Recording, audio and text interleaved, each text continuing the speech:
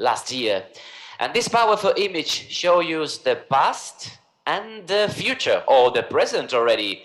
In Rhodes, in Greece, they have big plans to make a medieval smart city with electric vehicles like these motorcycles and this car. But European Mobility Week is especially about giving value to public space, as they do it in every European and every city participating in the campaign. For example, this image from Karlskrona in Sweden shows how partnering with everyone is important to organize these kind of activities in public space. All these images and much more, you can see them in the European Mobility Week Virtual Museum. You just need to go online, mobilityweek.eu. You have a free ticket. It's completely free to visit the museum. You can pick your guide. Our mascot will help you to walk in the museum, and you will really enjoy it. You can even sign, don't forget to sign the visitor's book when you leave the museum. Your feedback will be very appreciated. Right now, we are in the middle of European Mobility Week, as you can see here in the calendar. Once the campaign is over, once European Mobility Week is done, you will have towns and cities that have organized European Mobility Week in Ukraine as well. You will have 1 full month to apply for the European Mobility Week Awards. If you think that your city or your town has been the best one organizing European Mobility Week in 2021, you can show your achievements in an online award application form that will be available during the full month of October. Let me also remind you that there are 2 other awards, the EU Urban Road Safety Award that is already open. Applications are already welcome, and the deadline is the same, 31st of October. And same deadline, 31st of October, for the award for Sustainable Urban Mobility Planning. One single place, mobilityweek.eu, to apply for these 3 awards, to visit the museum. Maybe next year we will celebrate together with you the next winners of the European Mobility Week and the European Commission Sustainable Urban Mobility Awards. In the meantime, don't forget to stay tuned on the social media. We are on Facebook, Twitter, Instagram, and YouTube. Very important, because we have very nice videos to share with you. And don't forget to move sustainably and stay healthy. Дякую, Хуане. Us a historical overview. If you could stay with us for a couple of questions from the room. Does anybody have any questions, perhaps? Maybe your towns have some experience in terms of participating in the European Mobility Week, and you would. First of all, I would like to say that we participate in the car-free day. This is the brightest examples for us, and these days we are also doing a campaign, Bike to Work. We've had 3 of them, and all of them happened during the European Mobility Week. Thank you. Could you please raise your hands if you are a representative from the city that hosts European Mobility Week? So, do you intend to apply for the award later on? Then maybe we have one more question. Oh, we have a question in the room. Чи я можу щось коротенько додати? So for everyone in the room, city representatives, I told you that you can apply for the awards. The moderator also reminded. But if you are organizing European Mobility Week and by any chance you haven't registered your activities for this year yet, don't worry, you have time until the last day of the month, until 30 September, you can still register your city for European Mobility Week, even if you already register and you would like to update or edit your registration, you can do it.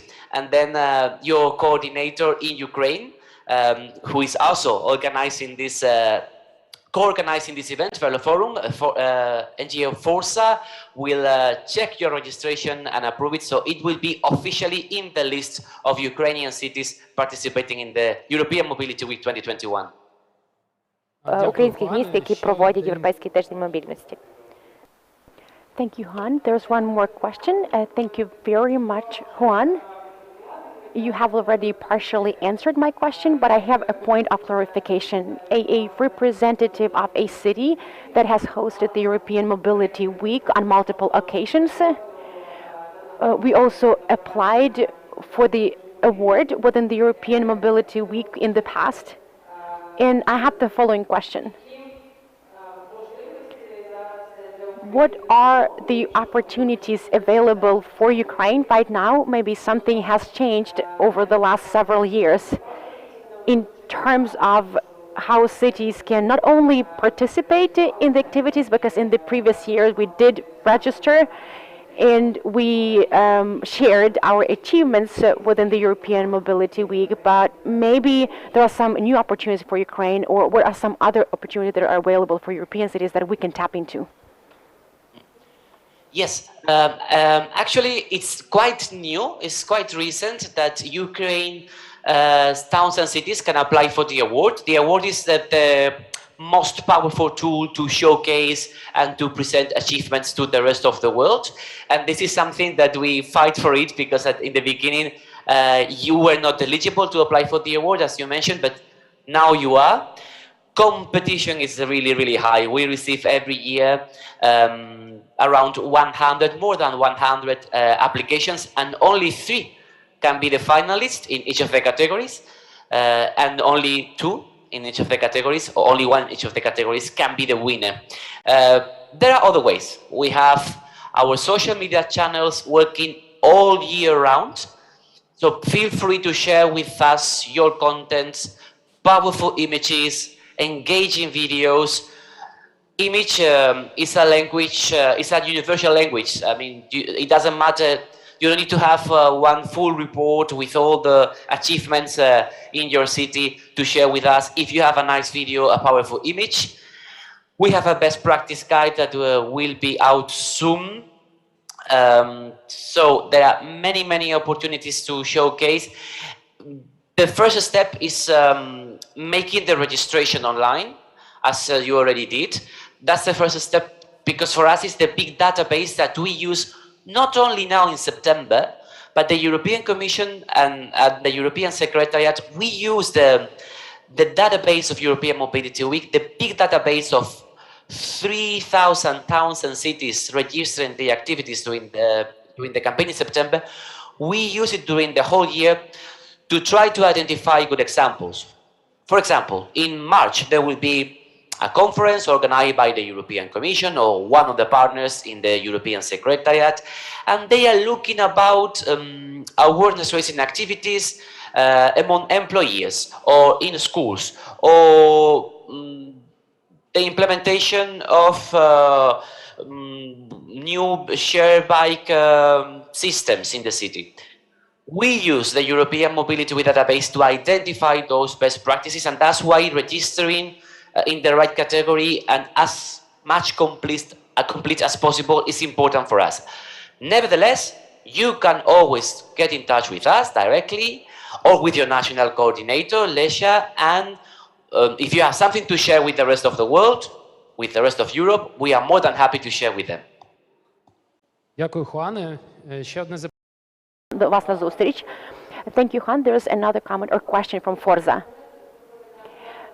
Hello, Juan. I'm very pleased to see you. Thank you for having joined us on Sunday. I would like to remind everyone once again that I'm the national coordinator of the European Mobility Week. I know for sure, because I communicate with the municipalities a lot, that within the European Week of Mobility, our cities are very active in organizing and conducting activities, but they don't really register them on the website of the European Mobility Week. So my point is that we have an abundance of cities, towns, and villages who are actively engaged in this event, but these events are not really known to a wider public. And sometimes I hear from the municipalities, well, we have these events, but why register? And I always reply, why do cities sign the Covenant of Mayors, for example, or some other memoranda?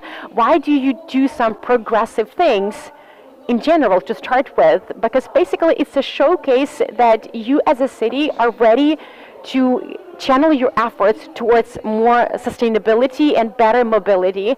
So the European Mobility Week and registration thereof is very simple and straightforward. Everything is available in Ukrainian. The charter is available in Ukrainian. Some case studies and examples are available. So let the world know, because we don't want to just know that there are about 300 cities in Spain who have already joined, or 150 Hungarian cities. For some reason, in Ukraine, when there are some grant programs, we have an increase in the participating cities, but once the grant programs are not there, we just have the main cities active and participating, or at least that's what we know. So I want to encourage you to join this initiative. It's a cool thing. And in the end, I want to mention that if for whatever reason you are not capable of participating in the European Mobility Week, if you cannot do it during this week of September the 16th through September the 22nd, I'm 100% certain that throughout the year you implement some infrastructural upgrades for pedestrians and cyclists. For example, you implement lowered curbs or new bus stops, new bike paths. You can register all these activities, everything that you do throughout the year. And the last point, we have countless representatives of NGOs present here. Cities usually register with the European Mobility Week, while NGOs can register their activities throughout the year. We call them mobility actions. If you're a university, a CSO, an NGO, or any other institution, you can register on the website as well. So thank you very much. Stay tuned. And once again, I want to call upon you to be more proactive. Thank you, Juan, for having joined us. Thank you for having shared more details about the European Mobility Week. Thank you, Lesa. And I really hope that more Ukrainian cities will be interested in conducting activities within the European Mobility Week. And maybe we will even have cities in Ukraine that will win this award within the European Mobility Week. Thank you very much, everyone. And now I want to give the floor to Alexander Papirny. He's the coordinator of a large-scale and important project called Eurovelo, and the purpose of this project is to link the EU member states to Ukraine via cycling routes and cycling ways. Alexander, the floor is yours. Greetings, everyone. It's a pleasure indeed to participate in the Veloforum in the city of Uzhhorod. I do my best to attend each and every Veloforum. Here you can see my first slide. Let me make some comments. Unfortunately, I will start with some bad news. You will not see examples of the Eurovelo marking in Ukraine. We don't have any marking yet. You can see some examples of such marking in Poland. By the way, there's no Eurovelo in Poland either. At least I didn't really see any marking there when I was biking in that country. But they have some local routes that run along the Eurovelo way from Europe to Ukraine. And in each region, they have their own marking. I really hope that at the next Veloforum, I will be able to demonstrate some examples of Eurovelo marking in Ukraine.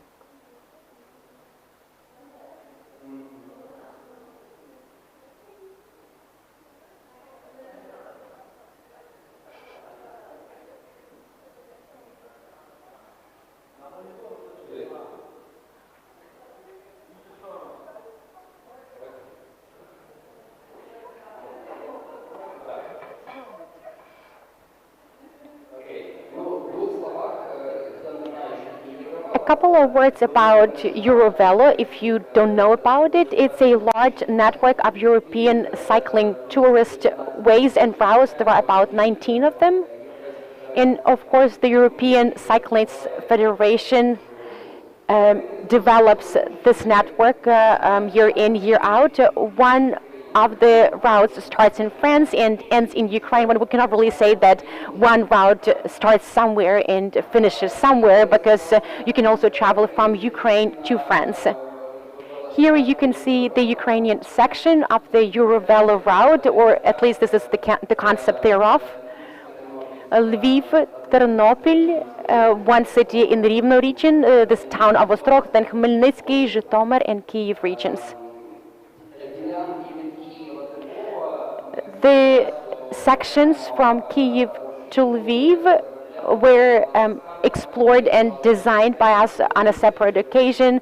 We studied these sections in detail. We developed maps. We wanted those sections to be in line with the Eurovelo standards. We wanted those roads not to be overloaded with traffic. We wanted them to be safe, and we wanted the towns and villages on the way to be interesting sites and landmarks, because it's all about tourist cyclists exploring and discovering new regions and new countries. So here you can see this section from Lviv to the Polish border. Unfortunately, at the time of our recon activities, this section was excluded on a temporary basis. We had run out of resources, and so far it just runs along the main highway connecting Lviv to the border.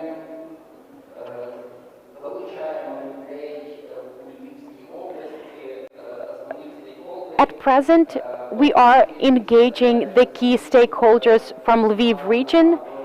In this process, the Lviv Cyclists Association has its buy-in as well. They want to see what this section will look like. Currently, the city of Lviv is elaborating its transportation and cycling development strategy for the next 10 years. And in this context, they want to have a better understanding of what the Eurovelo section will look like from Lviv to the Polish border. At this point, there are two concepts or two options to the south of the main road, Virhorodok.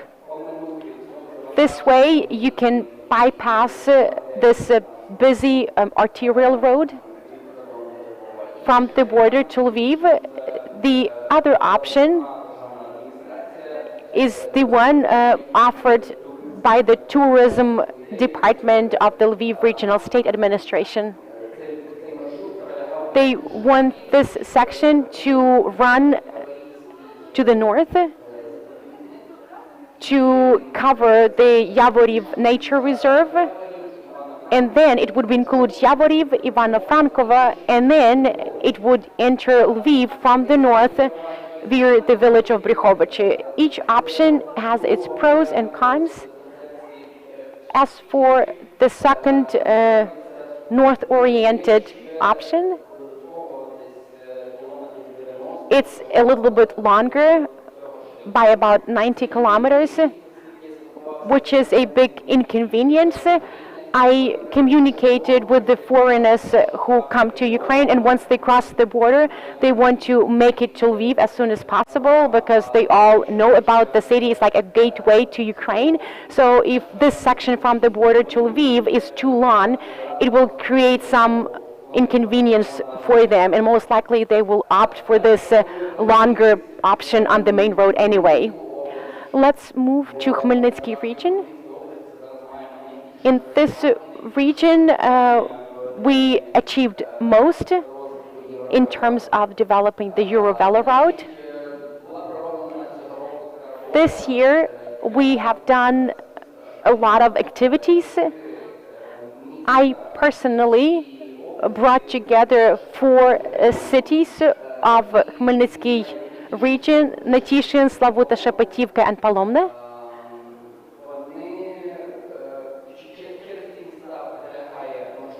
The Eurovelo route runs through these cities, and I succeeded in motivating these municipalities and talking them into signing a memorandum. I brought together 6 district officials in one room for them to sign a memorandum on cooperation in the area of cycling development. It was a first important step on this pathway. It was a large public event that attracted a lot of media attention. The memorandum is not a binding document, of course, but still it's a manifestation of their interest and commitment. A couple of words about problematic sections. In Khmelnytsky region, there's one section denoted by red from Slavuta to Shepetivka. It's very busy and traffic intensive. There's a need for crafting a different solution to bypass this section.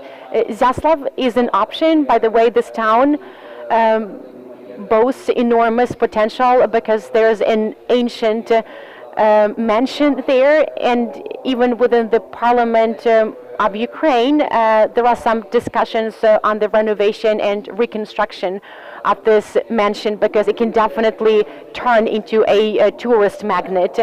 I had a meeting with the management of Zaslav. They are indeed interested in tourism development and cycling development in particular.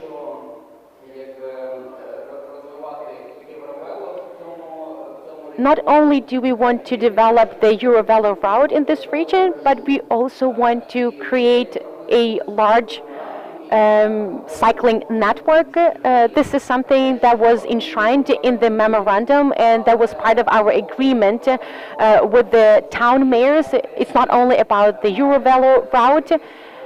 Around this major cycling route, we want to create a multitude of local side routes.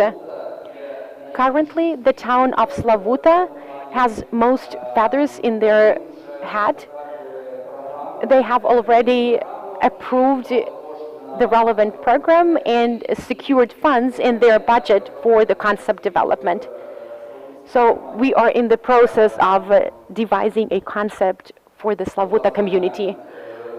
On this slide, you can see a photograph from the conference hall of the Shepetivka district administration. So 6 top officials, 4 town mayors, and the district authorities were signatories as well. I mean, the district government and the district council. We have a new partner within this initiative, QLEAD. Slavuta applied a project proposal to ULEAD. They got interested and they are ready to support. But at this specific point, we don't really have a clear-cut vision for what exactly needs to be done. Most likely, we will require some outreach and information support, because all these efforts have to be supported by robust awareness raising and outreach activities.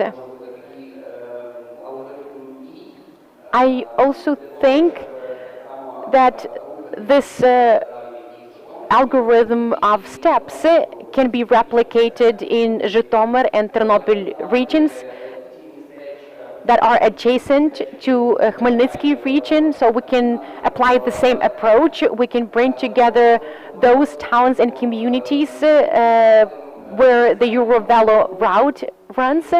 We can encourage them to sign a memorandum, which is more of a declaration. Then individual municipalities and towns can develop and approve their cycling development concepts. And the next step is the implementation of this concept in the form of construction work. That's it on my part. Thank you very much for your attention. I really hope that next year at the next Veloforum conference, I will be able to present more tangible outcomes. Currently, the town of Slavuta in Khmelnytsky region is our leader. or flagship, and they are determined to initiate the marking process along the Eurovelo route next year, and they're also set on developing the required cycling infrastructure. We have some questions. Oleg Schmidt was the first one.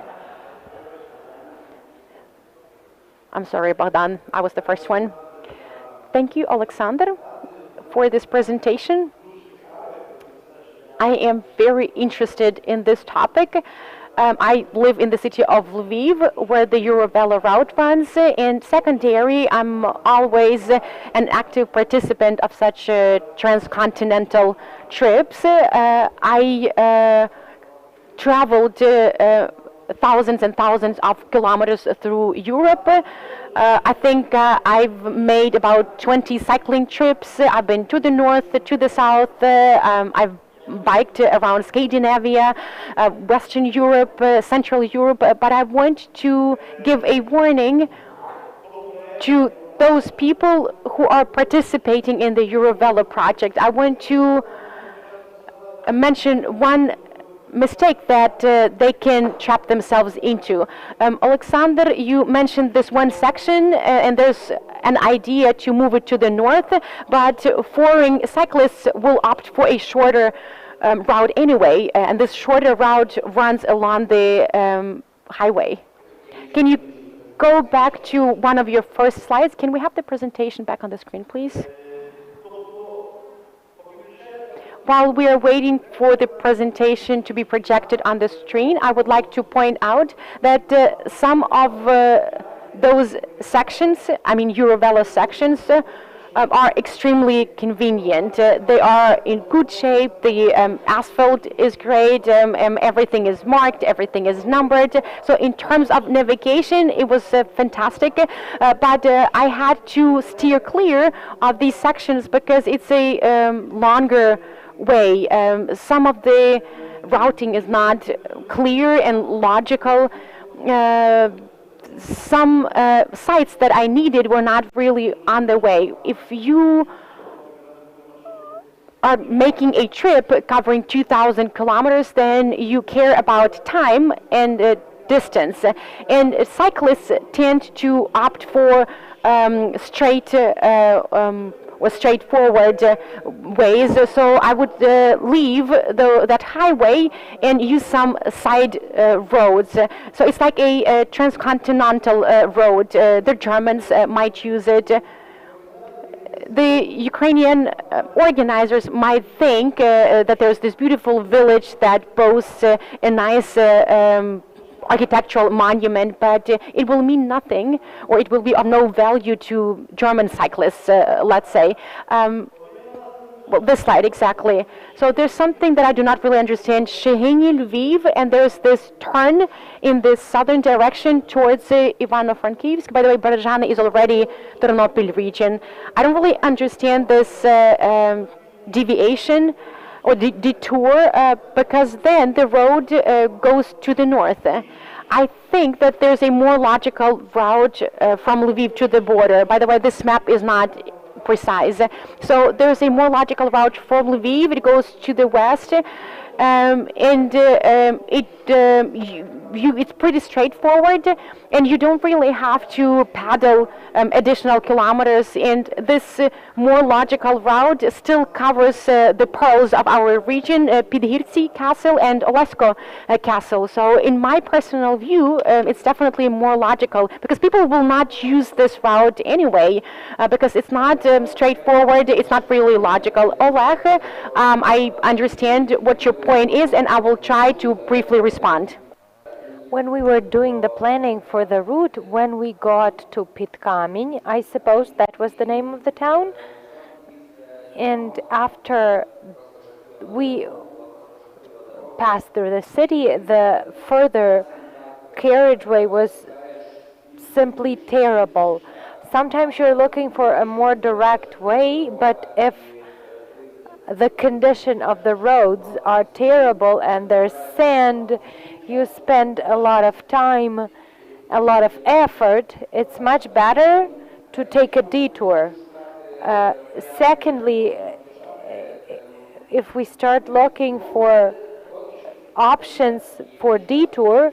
And for now, this is just a preliminary concept. And if I said that, for instance, for Khmelnytsk region, we already have a more or less clear-cut understanding, then in Ternopil region, we need to involve all the stakeholders and still keep on discussing this. So this is a lengthy process of involving the stakeholders.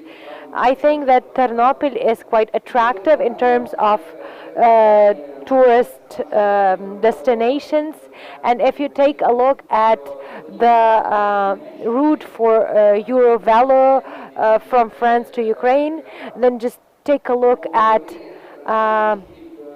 what the route seems to have a shape of in France. That's the point, that the route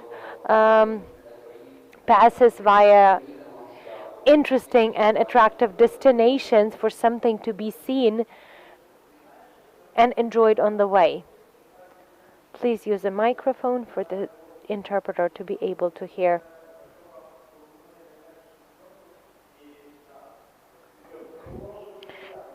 So please take into account the fact that within a country, these extra laps might be justified, but within one region like Lviv or Ternopil, this could hardly be justified. If you want to take somebody to a tiny town where neither Germans nor French will find anything worthy of their attention. So what we're trying to do now these days is to look for paved roads and have proper asphalted, and it's a difficult task, because if somewhere in the north of Ternopil region there's a dirt road or sand in the road, then maybe we should try to involve the municipality and make sure that there's proper construction on the way. Oleg, thank you so much for the advice, and thanks for your extended commentary that you offer. It's good that we still have opportunities to be flexible about the route, and we can draw on the expertise of specialists and also communities. So our last question, I suppose, because we still have a person to deliver a report from Belarus. I have two questions, actually. I was wondering about new cycling routes versus where it would be enough to just do impose markings on the road. And my second question is addressed at guys from Odessa, whether there's any progress in that respect. I think we have a shared aim and an ambition of Euro Cycling 6, and my question was whether you also intend on that, because we've established contact with the project of Great Construction, so we wanted to extend the Euro Cycling 6 and bring it to Odessa. I was present in the meeting when Francois and Sandrine talked about Odessa with the representatives of Ukravtodor. I was there online, and afterwards I meant to contact you guys to look for solutions together. I think we need to initiate the process. Thank you. Just a brief remark concerning the surface. We use secondary roads usually, but we are still flexible, and what's also important is that these representatives of the different levels of the government, they need to be involved in the process, and they also need to submit their suggestions, because we might have our point of view, but similar to what Oleg has said, perhaps some things should go directly, and it's worse just to have a cycling path instead. I'm only in favor of such solutions, but then it comes down to who would earmark money for that and who would do the construction, so that we stay within the general context in the country. We have here Maxim Puchensky, the representative of Minsk cycling community from Belarus, who's also ready to share the gains in Belarus in terms of their developments towards Euro cycling routes. So it would be very interesting to learn of the achievements or obstacles that Belarus is facing in this respect. The floor goes to you, Maxim. Hello, everybody. Hello to Ukraine, to Uzhhorod, to all the participants of the cycling forum. Just if you could tell me who's going to show the screen, shall I do it? Yes, we can see your presentation. You should be able to see it as well. You should be able to navigate it. Yes, so let me share our experience in terms of development of Eurovelo in Belarus. Belarus enjoys having 1 out of 17 cycling routes, which accounts for 5,000 kilometers. It goes via 7 countries and 6 capitals, and hence the name. In terms of the territory of Belarus, the length of the route amounts to 930 kilometers. For now, you can download the scheme of the entire route via Belarus, but the finalized section only runs from Bieloveska Pushcha to Borisov, and other sections could be still altered in the future. So for this section we have already developed a guidebook. You could download it and take a look, but and it's partially marked. What concerns the requirements for a cycling route, all the requirements for Euro cycling routes are indicated in the manual that you can download of the official website. You can flick through them, get to know them better, and of course the main criteria that are featured there come down to such things as safety. With different countries, these criteria would be analyzed and looked upon differently, whether they are pertinent or not. For instance, in Belarus, a cyclist cannot ride in the carriageway if there's a cycling lane, sidewalk, or a road side, and that's why our cyclists feel vulnerable in the carriageway in comparison to the majority of cyclists in the world. So once again, to comply with the requirements of Eurovelo and to comply with the reality that we live in, we tried to design the routes using the main roads that are as safe as possible and have lower volumes of traffic. Also, pertinent aspects are maintenance spots for the bikes, accommodations and catering. The route should be attractive. There should be some points of interest like attractions. Also, the road surface is an important aspect. Sometimes we had to turn a blind eye on the quality. Sometimes we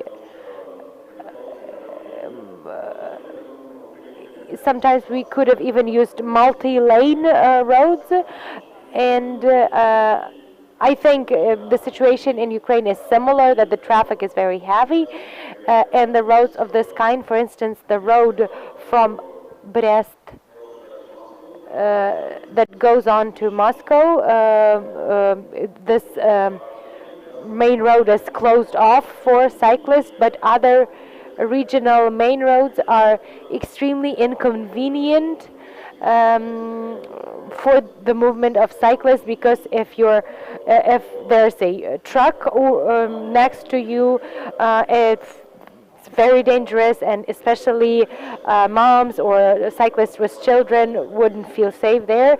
And that's why we turned a blind eye on the surface of the road, and sometimes we would have them run not in the asphalt roads but other surfaces, but safe. And finally, logistics. This is the ability to travel to the main points of the route on an electric train, because you can in Belarus you can transport your bike in the electric train, or in regular urban trains you can disassemble your bike and carry it for free. And there are around 7 railway stations that are situated on this finalized section from Bieloveska Pushcha to Borisov. So who can travel these routes? If it's about about shorter distances, we think that this would be suitable for beginners as well. If it's about more experienced cyclists like Vladimir Lichavit, of course, for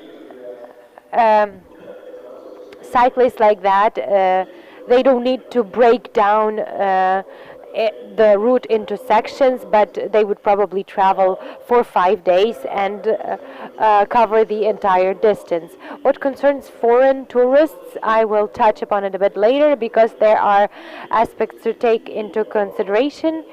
But what concerns tourists for children, I would like to reiterate that we try to make the route as safe as possible, and we'll be happy to have Miroslav with his entire family, and he comes and visits our city of Minsk.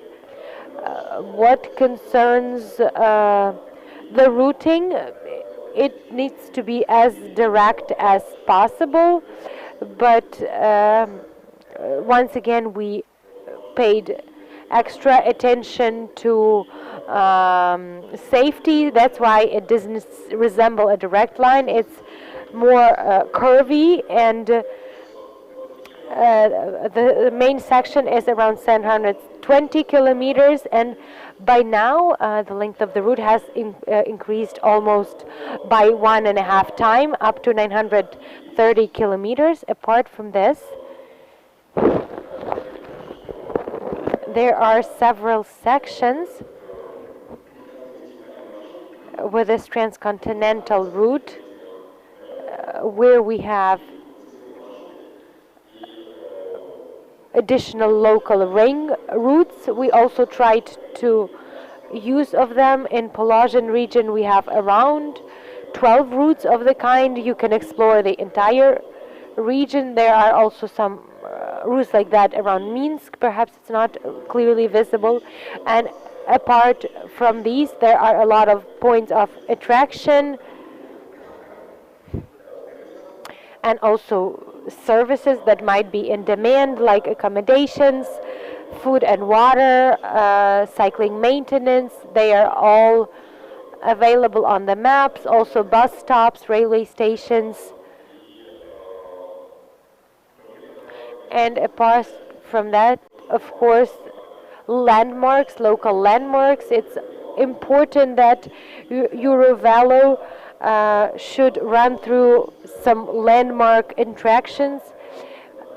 We have one of the portals in Belarus that is quite famous, but now it's non-operational, but you can look it up via Eurovelo website. But one of the biggest landmarks that we have in Belarus, like castles and churches and nuclear warhead storages. There are even simpler ones like gates or something. All of this is pinpointed on the map. We didn't try to reinvent the bike. We used the experience of our foreign counterparts. So we used this example of one of the routes that runs along the borderline on Ukraine and Belarus, And basically the principle here is that when you come to a point, you can spend a couple of days cycling local routes. You can also see the same approach on this international platform called OpenStreetMaps. In Poland, the situation is a bit better. That is visible, and just for the sake of reference, I've also indicated the Netherlands, where you can see how many or how dense the routes are. Coordination of the route is the most important and the most difficult aspect. Why so?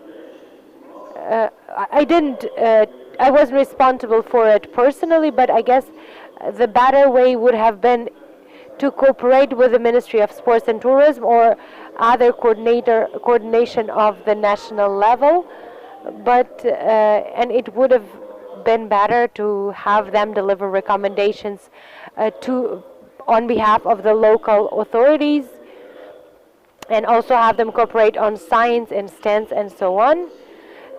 We didn't take this path, so we had a lot of efforts to put in when cooperating with local NGOs. Everybody had very different opinions on this. Not everybody realized this is not just a marathon, that this is not just a singular event running through landmarks, that it's going to be a regular route that tourists will take, usually of course peak seasons, but in different weather conditions, and that navigation is needed. Navigational signs are needed. Road services had very little understanding of the necessity for such a route. For them it was more of a burden, because they will receive complaints about the insufficient quality of the roads, and if there are any accidents, of course this is also going to tarnish their reputation. And another important aspect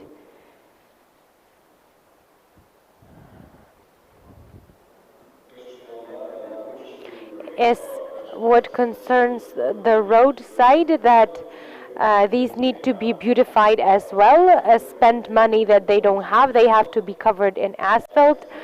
Gravel is not adequate, and they don't have funds for the construction works of that kind. Of course, also people have very little understanding. Then cycling tourists come along with money to spend. In Europe, the data is open that cyclists bring along more money than cruise liners do by 5 billion euro.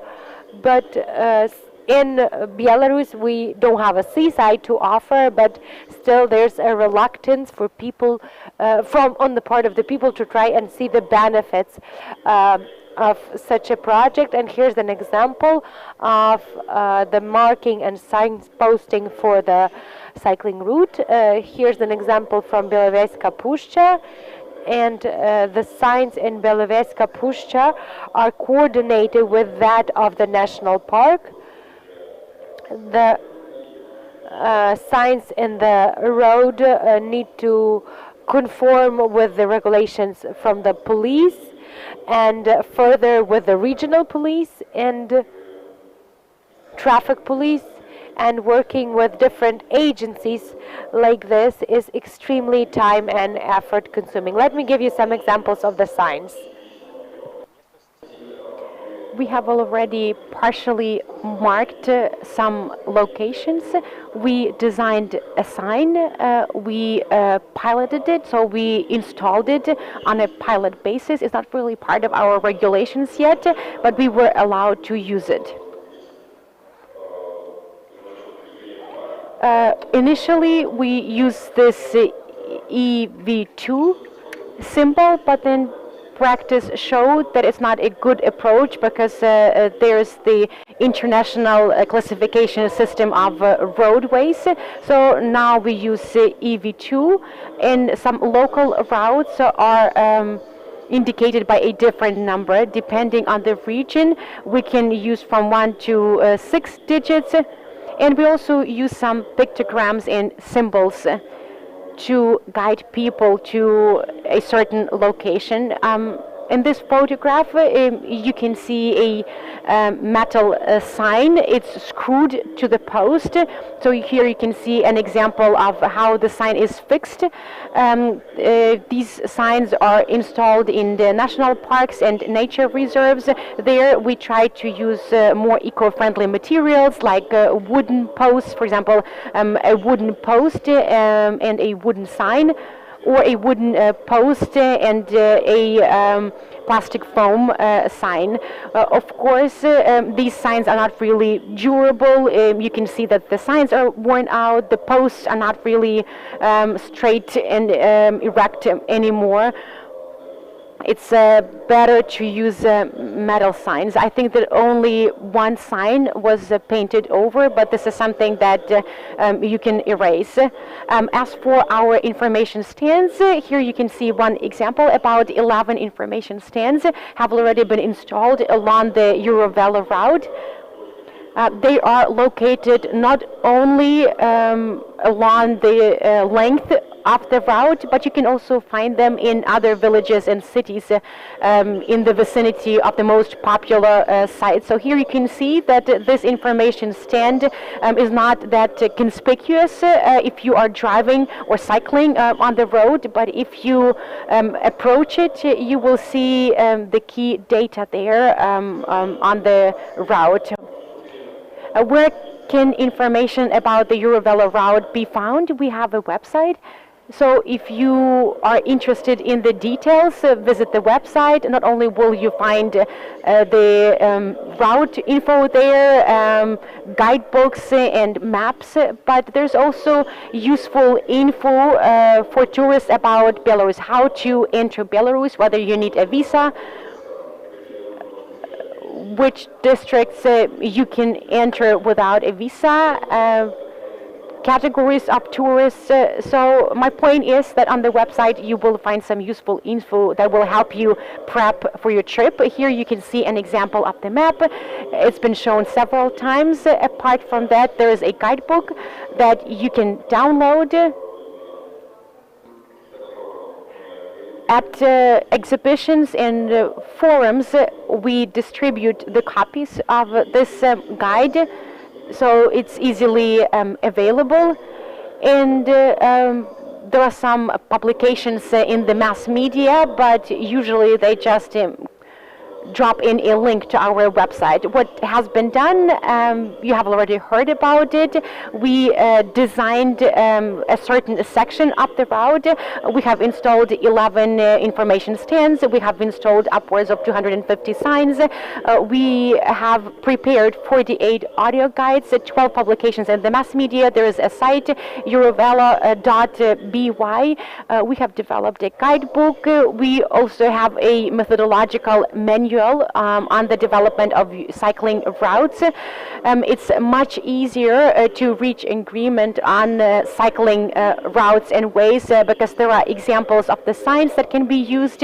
In the past, it was a lengthy, complicated, and convoluted process, but now we have some showcases. So this district has already done it. Here you can see the signs. So this is the way you can do it. And the local authorities are more willing to contribute to the design of cycling routes. Here you can see my colleagues, Pavel Horbunov, Anton Archipenko. They actively participated in the process. You can see their contacts. You can contact them if you have any questions. I'm done with my presentation and will be more than happy to take your questions. I really hope that there's at least one or two questions. I can see a question from Anastasia Markanko and Alexander Papirny. They are the two people who are related to the Eurovelo route in Ukraine. Thank you, Denis. Maxim, hello. I'm very pleased that you made your presentation, at least online. I feel really bad that we don't have a physical Belarusian delegation at the Veloforum, because in the past, when you attended, everyone was really happy to welcome you, and I really hope that next year in Zaporizhia, we will see one another eye to eye. I'm very delighted that you have achieved some progress and success with the Eurovelo route in Belarus. I have the following question. How do you cooperate with the Eurovelo headquarters in Brussels? U-Cycle is the point of contact in Ukraine. Every year I sign a letter and forward it to the headquarters that we are still a focal point for the Eurovelo route. But once the Eurovelo route is implemented, we will have to pay a fee. It amounts to 1.5 thousand euros. So my question is, how does it work in Belarus? Do you pay the fee?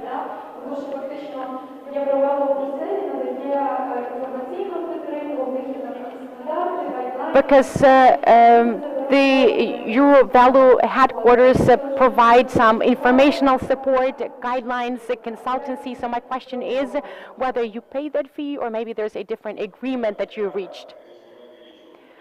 I will not be able to answer this question in detail. Please contact Pasha Gorbanov. He is the one responsible for interaction with the Eurovelo headquarters. This fee of 1,500 euros, to the best of my knowledge, it's €1 per 1 kilometer. Maybe it's €2 per kilometer in more developed countries. So we designed 500 kilometers, so we had to pay 500 euros. It's a feasible amount to be paid. That being said, the situation in our civic sector has changed this year. Some of the NGOs were disbanded, so I might be wrong, but I think that we are not paying that fee. So you mean that the Minsk Cycling Association is the organization that pays the fee? Exactly. We are the designer of that route in Belarus. We represent the Eurovelo route in Belarus. As an organization, we claim rights to the Eurovelo route, and we are entitled to collect a small fee from those sites and facilities where cyclists spend their money, and we will use some of the money for the Eurovelo route maintenance, and part of the money will be used for administration and organization. I cannot really say that it's a hefty amount. About 150 cyclists used the Eurovelo route in Belarus before the COVID-19 pandemic. It's very difficult to point our finger on a specific number this year because no one has done the math yet. But this is not the number of cyclists that will be able to cover all our running expenses. Thank you very much. Looking forward to welcome you in Ukraine. Thank you. I will be more than happy to come personally. And there's a question from Mr. Papirny. Hello, Maxim. You might have mentioned it in your presentation. Maybe I just missed it. I have a point of clarification. Which budget is the Eurovelo route marking funded from? The national budget or the local budget? Well, as for the funding, we have several sources, grant funding in the first place. There's no funding for this purpose within the public budget, so all the signs have been installed as part of grant projects and programs that our organization applied to. There was one grant in 2016, and it generated the first section. And then we had another large-scale project funded by the European Union, and there was a component related to cycling tourism from 2019 through 2020. We used some of the funds for Eurovelo. and we were able to install some signs within that project as well. I have already mentioned that the government is not really willing to earmark funds for cycling development because they don't really understand the financial gain from cyclists. As there's a lot of reluctance or unwillingness.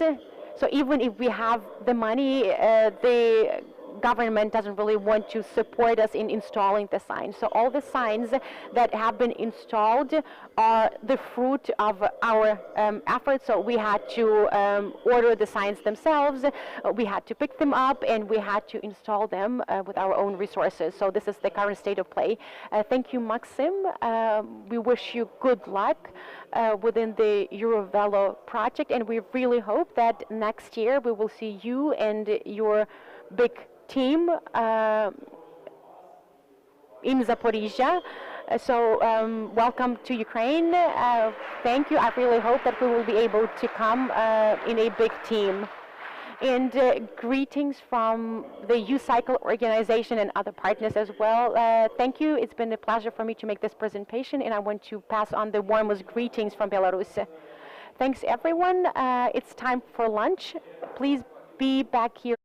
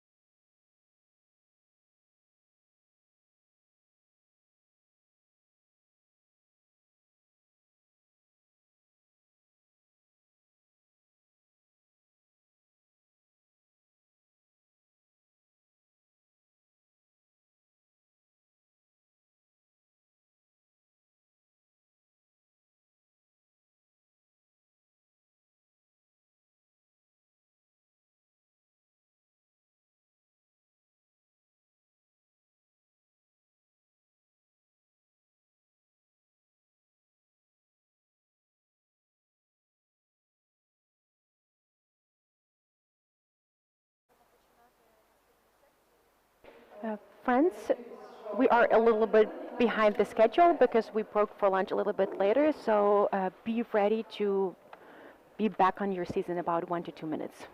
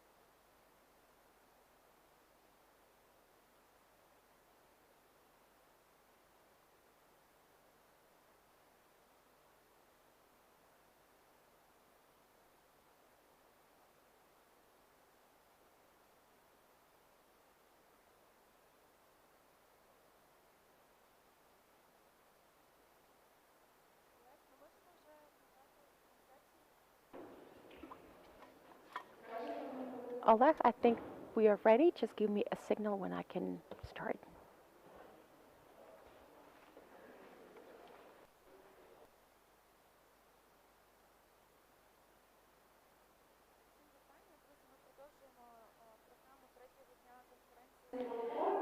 Greetings again. We are ready to continue the third day of our Veloforum. We talked a lot about tourism, then cycling infrastructure. And this section will initiate yet another topic, and I really hope that this issue will be even more important and relevant for Ukraine. We will be talking about cycling education and awareness. It's a great pleasure for me to give the floor to Alina Kontnich. She represents the City Development Agency from the Zhytomyr City Council, and she will present the findings of a TUMI project. Pathway towards school. We heard about this project 2 years ago at the Veloforum in Vinnytsia. This project has already been implemented, so it would be interesting to find out more about how the situation has changed in the city of Zhytomyr, especially in their schools.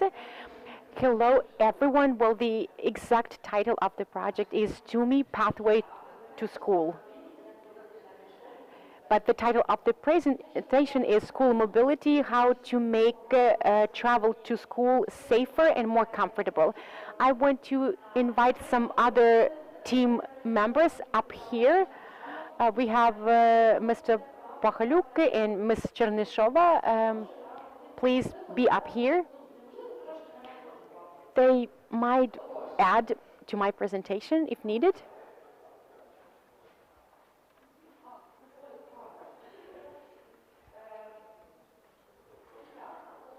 So let's get rolling. As Nastya has already mentioned, 2 years ago at the Veloforum in Vinnytsia, I presented the initial phase of the project TUMI, Travel to School.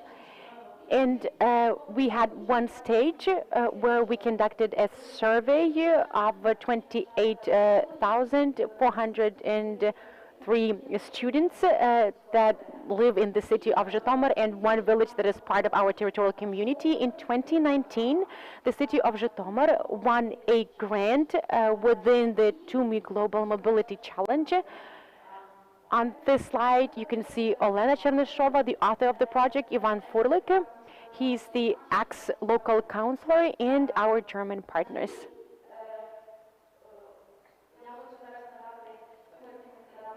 Before I give the floor to Olena, I would like to point out that in the city of Zhytomyr, we have two strategic documents that set us on the right trajectory for future development, the concept of integrated development and sustainable urban mobility plan. As for the key areas of sustainable mobility development in Zhytomyr, they are as follows: traffic safety, incentives to walk, and cycling development. At this, I want to give the floor to Elena, and you will hear more from her about the origin of this idea and this project. Thank you. I don't want to take too much of your time. This morning we heard about sustainable urban mobility plans from Igor Mohila. And within one of the workshops, we realized that the issue of child safety is a serious one in Ukraine. There are a lot of vehicles around one specific school. At that time, we had already designed a bike path on the way to that school, so we thought that it would be really nice. We wanted to analyze the current situation, and once the cycling infrastructure was implemented, we would be able to compare. And within the European Mobility Week, we conducted this study. We designed a questionnaire to carry out a survey and found out more about how kids travel to school. Natalia, Alina, and will tell you more about the findings, but the point is that this issue was really relevant. We drafted a project proposal, we received the funding, but in fact the idea of this project is much more profound. Back then I didn't know Alina, she was not part of our team, but the idea was to create an additional job title within our team, and to have a person that would be able to scale it up to other schools as well. So these are the origins of the idea.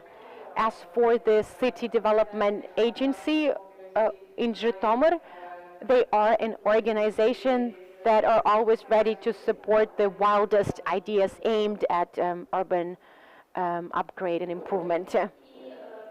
So they are the implementing agency. If you have any questions about the perspective of the local government at the end of the presentation, you can forward them to Boris later. Could you tell us a couple of words about the steering committee of the project? And could you also explain, as a representative of the local government, why the decision was made to provide support for this project? If I may, I will remain seated just for us to be on an equal par. Very briefly, we have the steering committee in order to provide the project with the coordination and support. We created a task force. Deputy city mayor chairs this task force. This idea is not a novelty, it's a commonplace in other cities. Whenever new ideas and projects emerge, the overall governance is given to one of the departments, and a task force is created to coordinate efforts within the project. As for our steering committee, not only did we invite the representatives and employees of the city council, we also had some local councillors and representatives of the city development agency. Why did the municipality support this idea? The answer can be lengthy. First of all, we wanted to create a showcase of how local problems can be solved through participatory techniques. Within our project, we engaged parents, kids, and educators for the first time. We engaged them in identifying problems in the school environment, and we even implemented an experiment. We allowed ordinary citizens to identify their problems and come up with potential solutions. When we initiated this process, we were a little bit fearful. We were not really sure what to expect in the end, but now we are really happy about the outcome. We believe that it makes sense and it's beneficial to engage people in the decision making and improvement of their spaces. It's a common European practice and there's nothing scary about it. Well, I think that I need to give the mic back to Alina because she wants to tell more about the project. So the local government was supportive of the project because we wanted to make the school environment and the surrounding areas safer. We also wanted to implement minor transformations and adjustments for school kids, for pedestrians, for cyclists. We wanted to engage younger kids into this process because it can be used as a decision-making tool. Thank you for the comments. What is special about our project? Our project, To Me, Travel to School, engaged children in identifying problems in their environment. So basically we wanted to analyze this environment through their eyes. We involved them in all discussions within the project. They actively participated in design, in consultations, in meetings with the police. But I think that pictures are more telling than thousands of words. So let's hear directly from the horse's mouth. I want to show a video clip, just one caveat. Kids were not aware of our questions in advance, so we asked them questions and they had to reply right off the bat. So we didn't really have any editing or multiple shots with them. Can we have the volume up?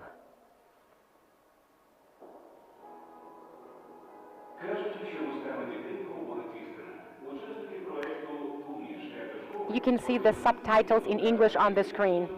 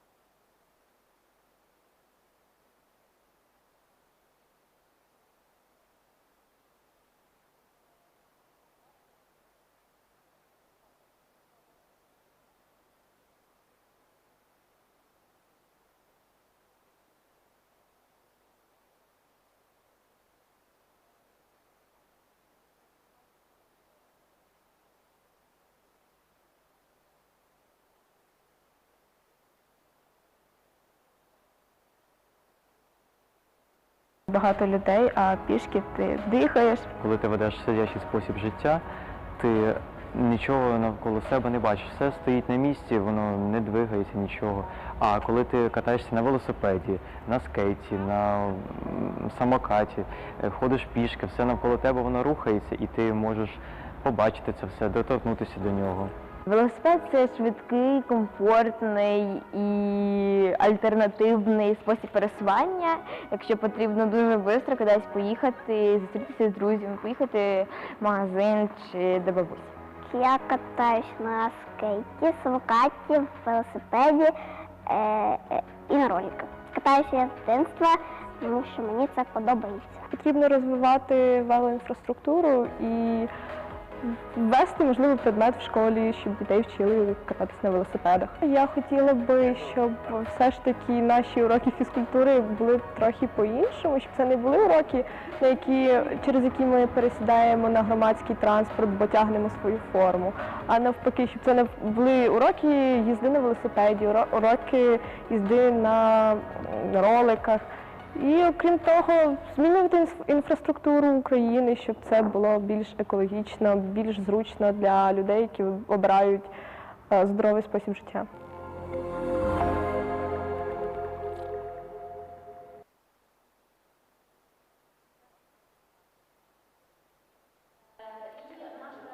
These are the participants of our project. Our project included educational and infrastructural components. As Boris mentioned, the purpose of the project was to improve travel conditions for kids and enhance sustainable mobility, and we covered schools within the Zhytomyr amalgamated territorial communities. We all love the language of numbers. So here you can see some numbers and facts about our project. Before we selected the 4 pilot schools that participated in the project, we announced an open competition. We received 22 applications. Through this open competition, we reviewed the best motivational letters and explanatory notes and selected 4 participating schools: Varasivska Secondary School number 8, Lyceum number 24, and Secondary School number 36. If we sum up the number of school kids in these schools, they will amount to 4,000. And in this photograph, you can see our mobility coordinators within the schools, and we were in close cooperation with them. A couple of words about our educational component. We conducted a detailed analysis of the situation before the beginning of the project. We carried out a study on school mobility, and it demonstrated that people wanted to bike to school, and most of them had a bike at home, but unfortunately only a small share used bikes to travel to school and back home. As I have already mentioned, we surveyed upwards of 28,000 people, and we set up school mobility committees within the participating schools. Later on, we conducted a 2-day training for them, a so-called mobility camp. It brought together almost 30 participants, and within the mobility camp, we elucidated issues of sustainable mobility, why it's important to manage sustainable mobility, why it's important to elaborate your own school mobility plan, why it's essential to set clear-cut goals and objectives on how your school kids will travel to your school. We also discussed examples of tactical urban planning campaigns, best sustainable mobility practices. Then we also had pedestrian site visits and audits of infrastructural elements. It was a blitz format, so we also trained the participants in this methodology of the pedestrian infrastructural audit. That was a big chunk of the project, and the findings of this audit were used as a tool to identify those problems that school kids encounter on the way to school.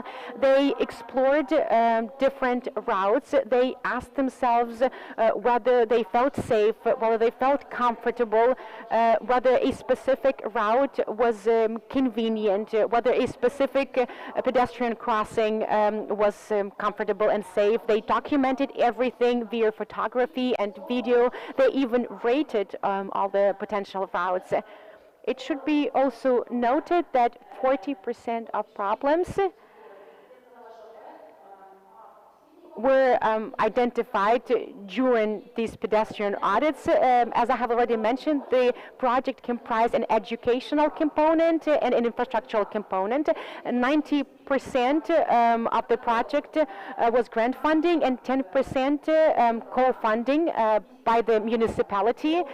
Within the target programs, 40% of the problems were resolved. These are the problems that school kids encountered for many previous years. So without attracting any additional funding, a wide array of problems that kids faced were resolved. The educational component included the cooperation with 4 cycling schools where 94 kids and 9 adults participated. We taught the kids about the rules and regulations in traffic. We talked about bike maintenance, about attention in the roads that they should pay. We had a practical cycling trip together with the marshals around the school. We worked on the right turn, we worked on the left turn. We talked about why it's better to get off the bike instead of taking a left turn. And the cycling school helped us realize that many children and even some of these 9 adults did not really know or were not aware of right principles of not only traffic movement for the cyclists, but also principles of bike maintenance,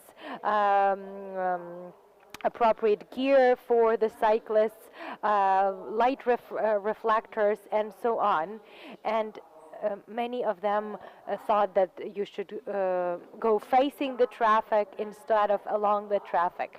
Another interesting component was the event that we hosted on the topic of tactical urban planning. So in cooperation with a professional artist and supported by local governments, we tested out the space nearby one of the schools. It was cornered off for 12 days. More than 1,500 children used this passage, and this passage is also used by the cars. So within the frame of the project, we built this new sidewalk. Over here there was just a regular dirt path, and here in the highest point of the concentration of traffic, both cars and pedestrians, we built a wide sidewalk.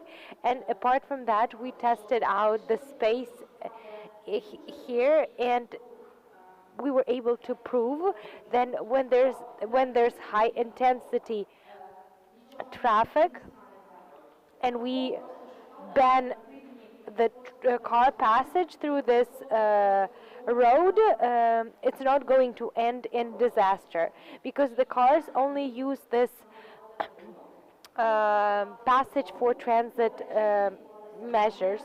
So we did this painting for 12 days, and in the evening magic happened because people came to the location, they rode their bikes and scooters, they made pictures, and in a simple way that it was, the street transformed to be so appealing, to feel live and vibrant. So as I mentioned, it was only closed for 12 days, and we were able to prove that when there are no cars, it's much safer, much more comfortable for children, and the drivers can find alternative routes. And I would like to suggest that we watch the video on this tactical urbanism event.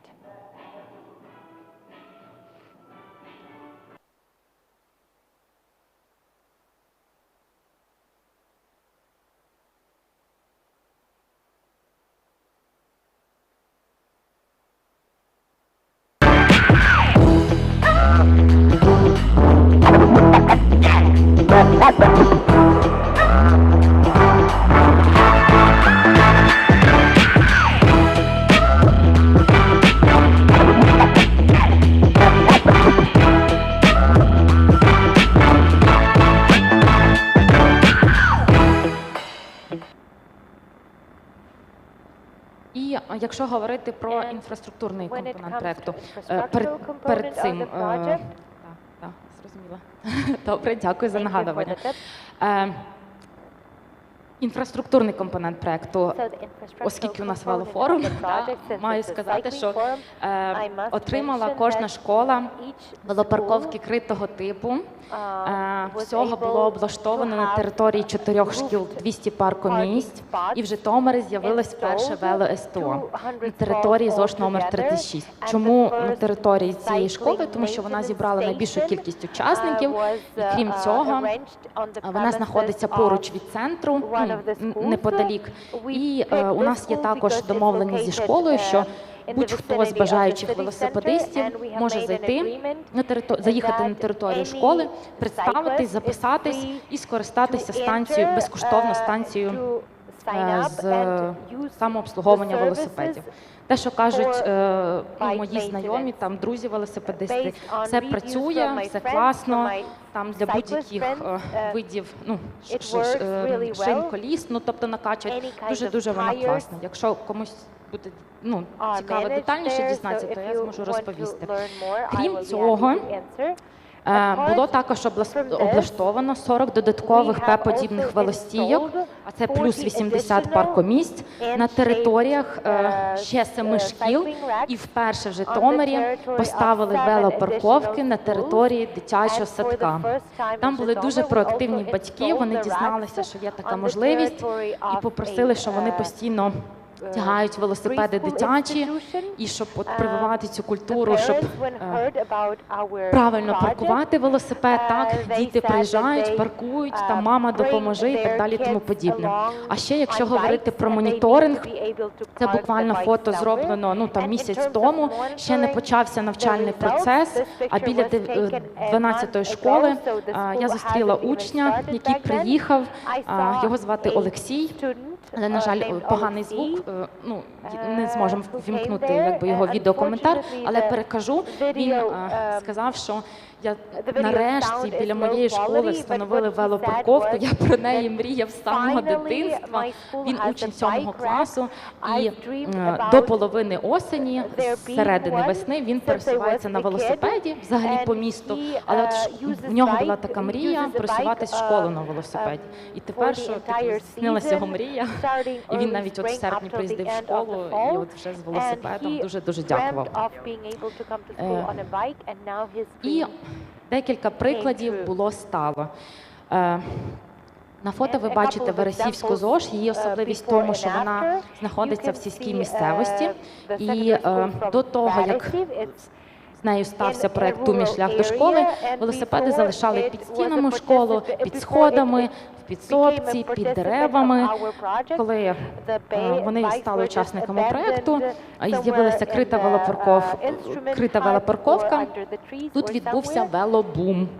І якщо раніше в школу пересувало 16 велосипедистів, то коли ми встановили велопарковку, тут почало приїздити 32 велосипедисти, а до кінця вересня 2020 року вже було 40. І тут облаштування шкільного подвір'я і цього майданчику для критої велосипедної парковки. Також в рамках проекту були облаштовані табло-радари.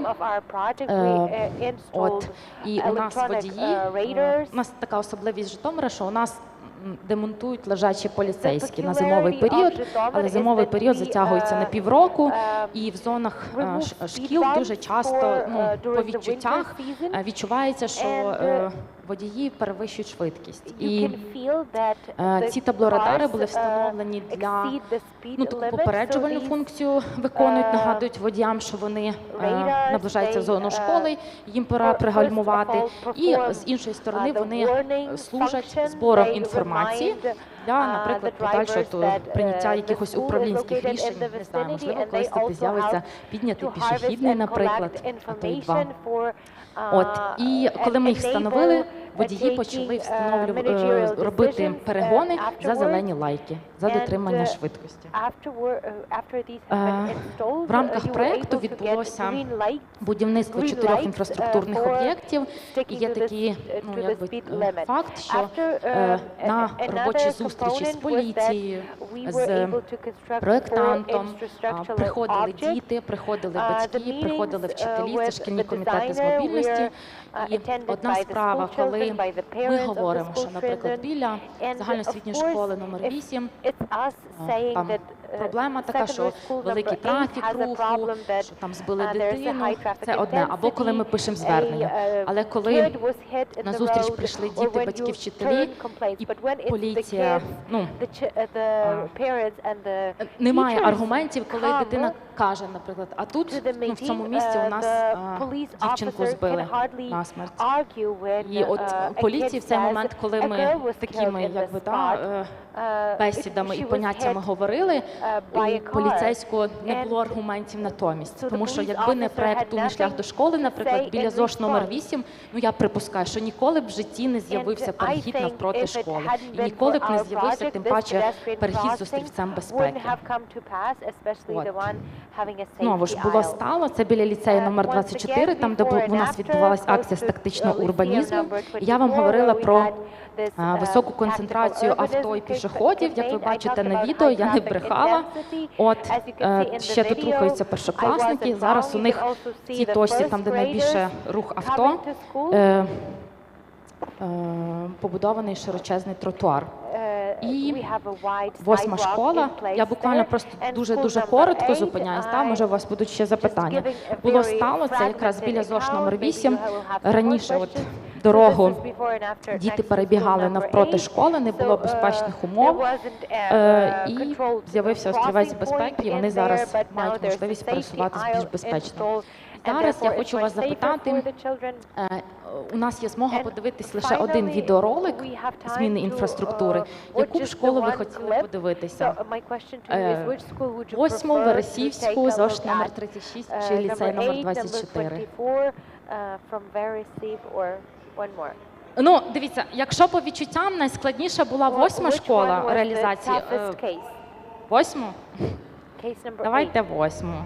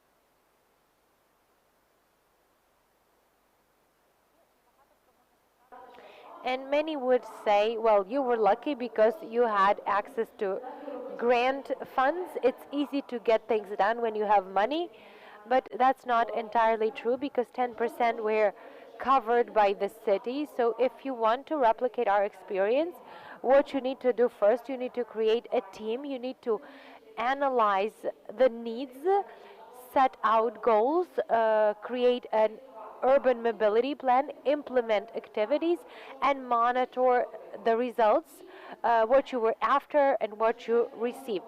And finally, well, to be honest, I could spend hours talking about this project, especially with my peers, but I wanted to say that all the experience that we received between 2019 and 2021 has been reflected in this text book or in this manual, but it's very abridged. It only has 92 pages, and it doesn't matter if you work for school or for a university or in a preschool institution, but this experience could be replicated anywhere, for a condominium association, organization, whatever. If you want to see change, be the change you want to see, and never say that you don't have resources, because all of us have a lot of opportunities these days, and it's important to see them, to notice them, and make use of them. And I like this quote, start where you are, use what you have, and do whatever you can. So how to create a school mobility committee, how to define your goals, how to find finance, how to attract grant funding, how to conduct a cycling school. All of the answers to all of these questions can be found in our manual, and thank you for your attention. Thank you, Alina. Thank you to the Agency for City Development, represented by Olena and Boris. Thank you for this presentation. This book is a Bible for school mobility, and it's a pleasure that Zhytomyr has become a leader in the topic.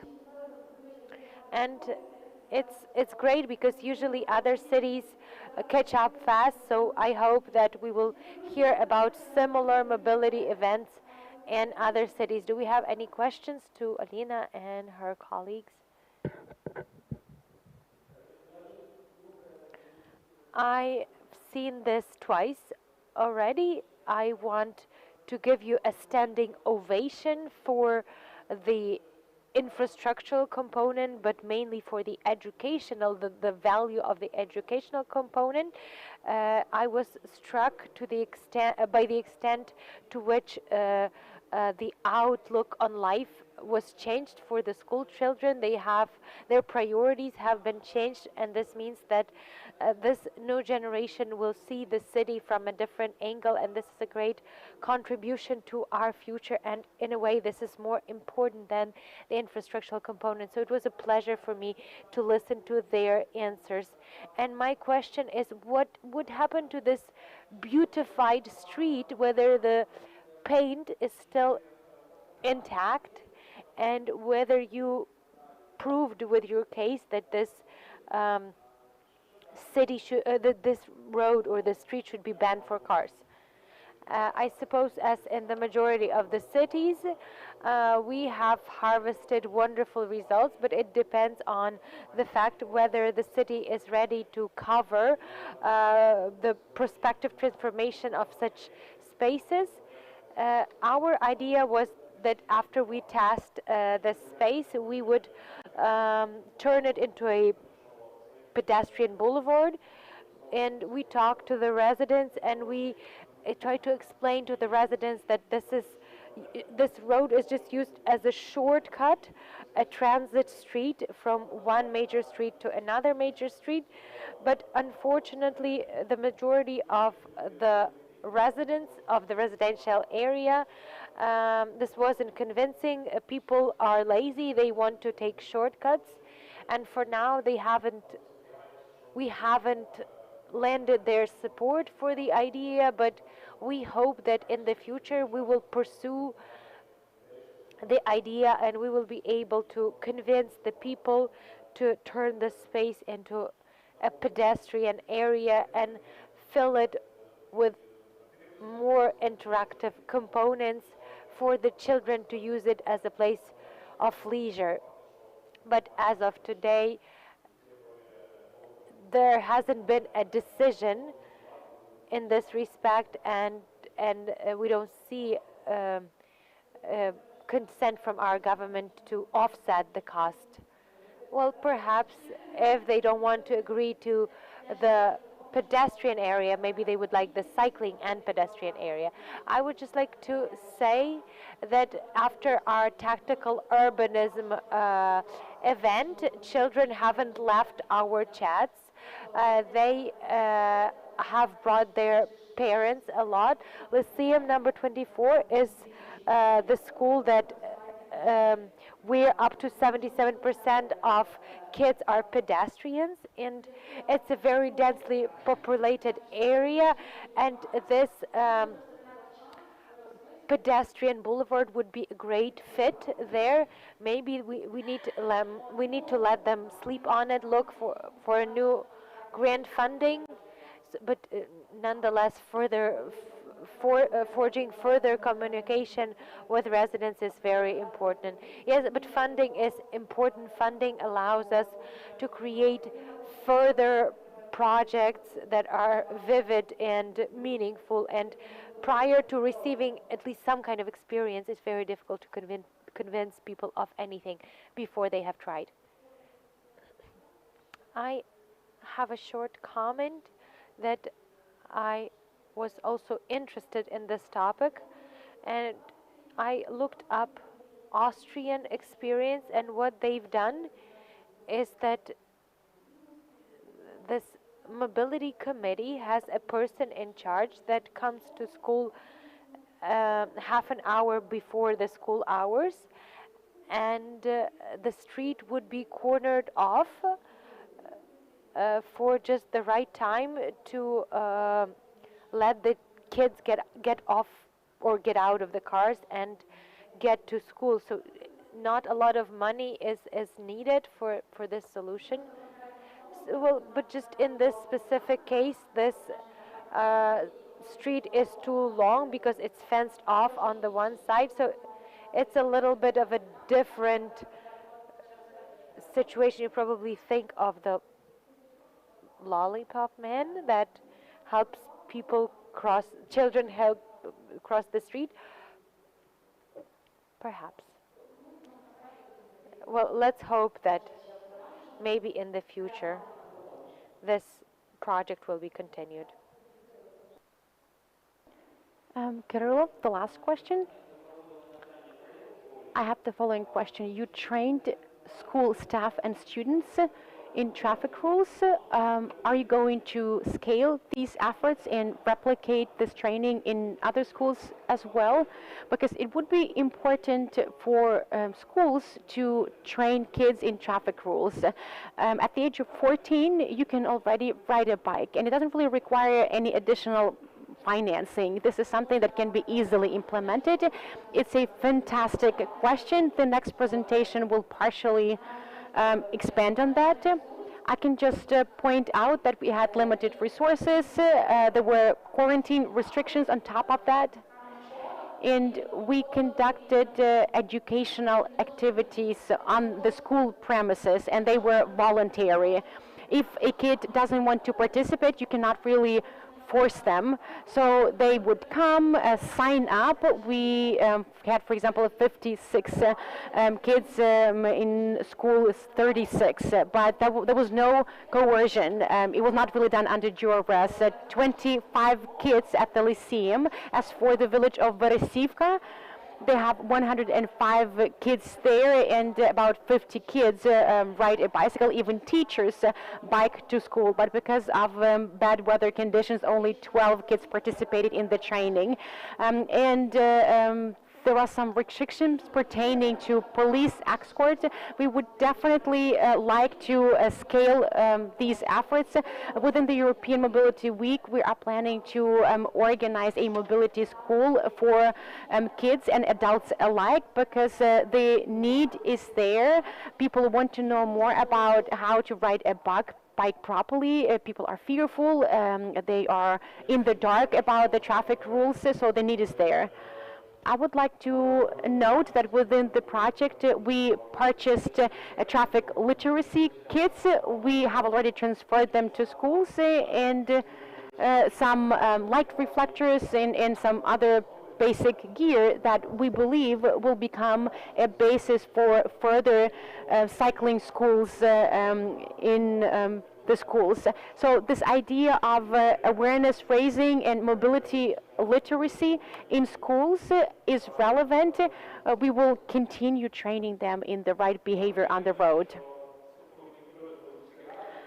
I'm pleased to hear that the local authorities contribute to change implementation, but I have another question.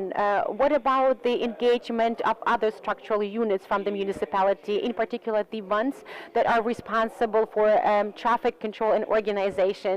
And can we disseminate the knowledge and expertise accumulated within the project? I will start and then I will pass the mic to Boris. We use this project as a testing platform. And one of the objectives of the project was to create favorable conditions for future activities. We didn't really want it to be just a one-off initiative. We wanted this knowledge to be used as a basis for decision-making within the municipality. Someone mentioned that the kids did a great job at being engaged and participative, but after the pedestrian audits, all the findings were presented by the kids to the local counselors. I mean 10th and 11th graders. There was a real committee that reviewed all the findings. The deputy city mayor for transportation issues was there, some local councillors as well. So they communicated the findings directly to the municipality. I mentioned this number of 40%. So how do we know that 40% of problems were resolved for the project funding? Because all these problems identified as part of the pedestrian audit were documented. We helped the schools process them in the right form. Everything was forwarded to the deputy city mayor, and then decisions were made to attend to those problems, and our project acted as a monitor. Now, Alina would check the implementation of all the changes for several months. Of course, not everything was done overnight. Quite often, we would send a letter, we would attract the attention to a specific problem, and then the municipality would forget about it. So for about 6 months, we had to veer back to some of the problems. We have to continuously remind the relevant structural units, the transportation office, the housing and utilities office of the municipality. So everything was photographed, detailed, described. All the infrastructural projects that you have heard about were funded by the municipality. I mean the project design and cost estimate documentation.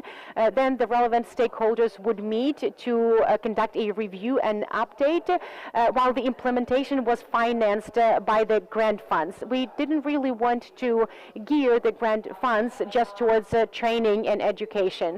And we didn't really want to separate the infrastructural component and the educational component. So we wanted the municipality to also invest in the development of documentation. Only then was the financing allocated.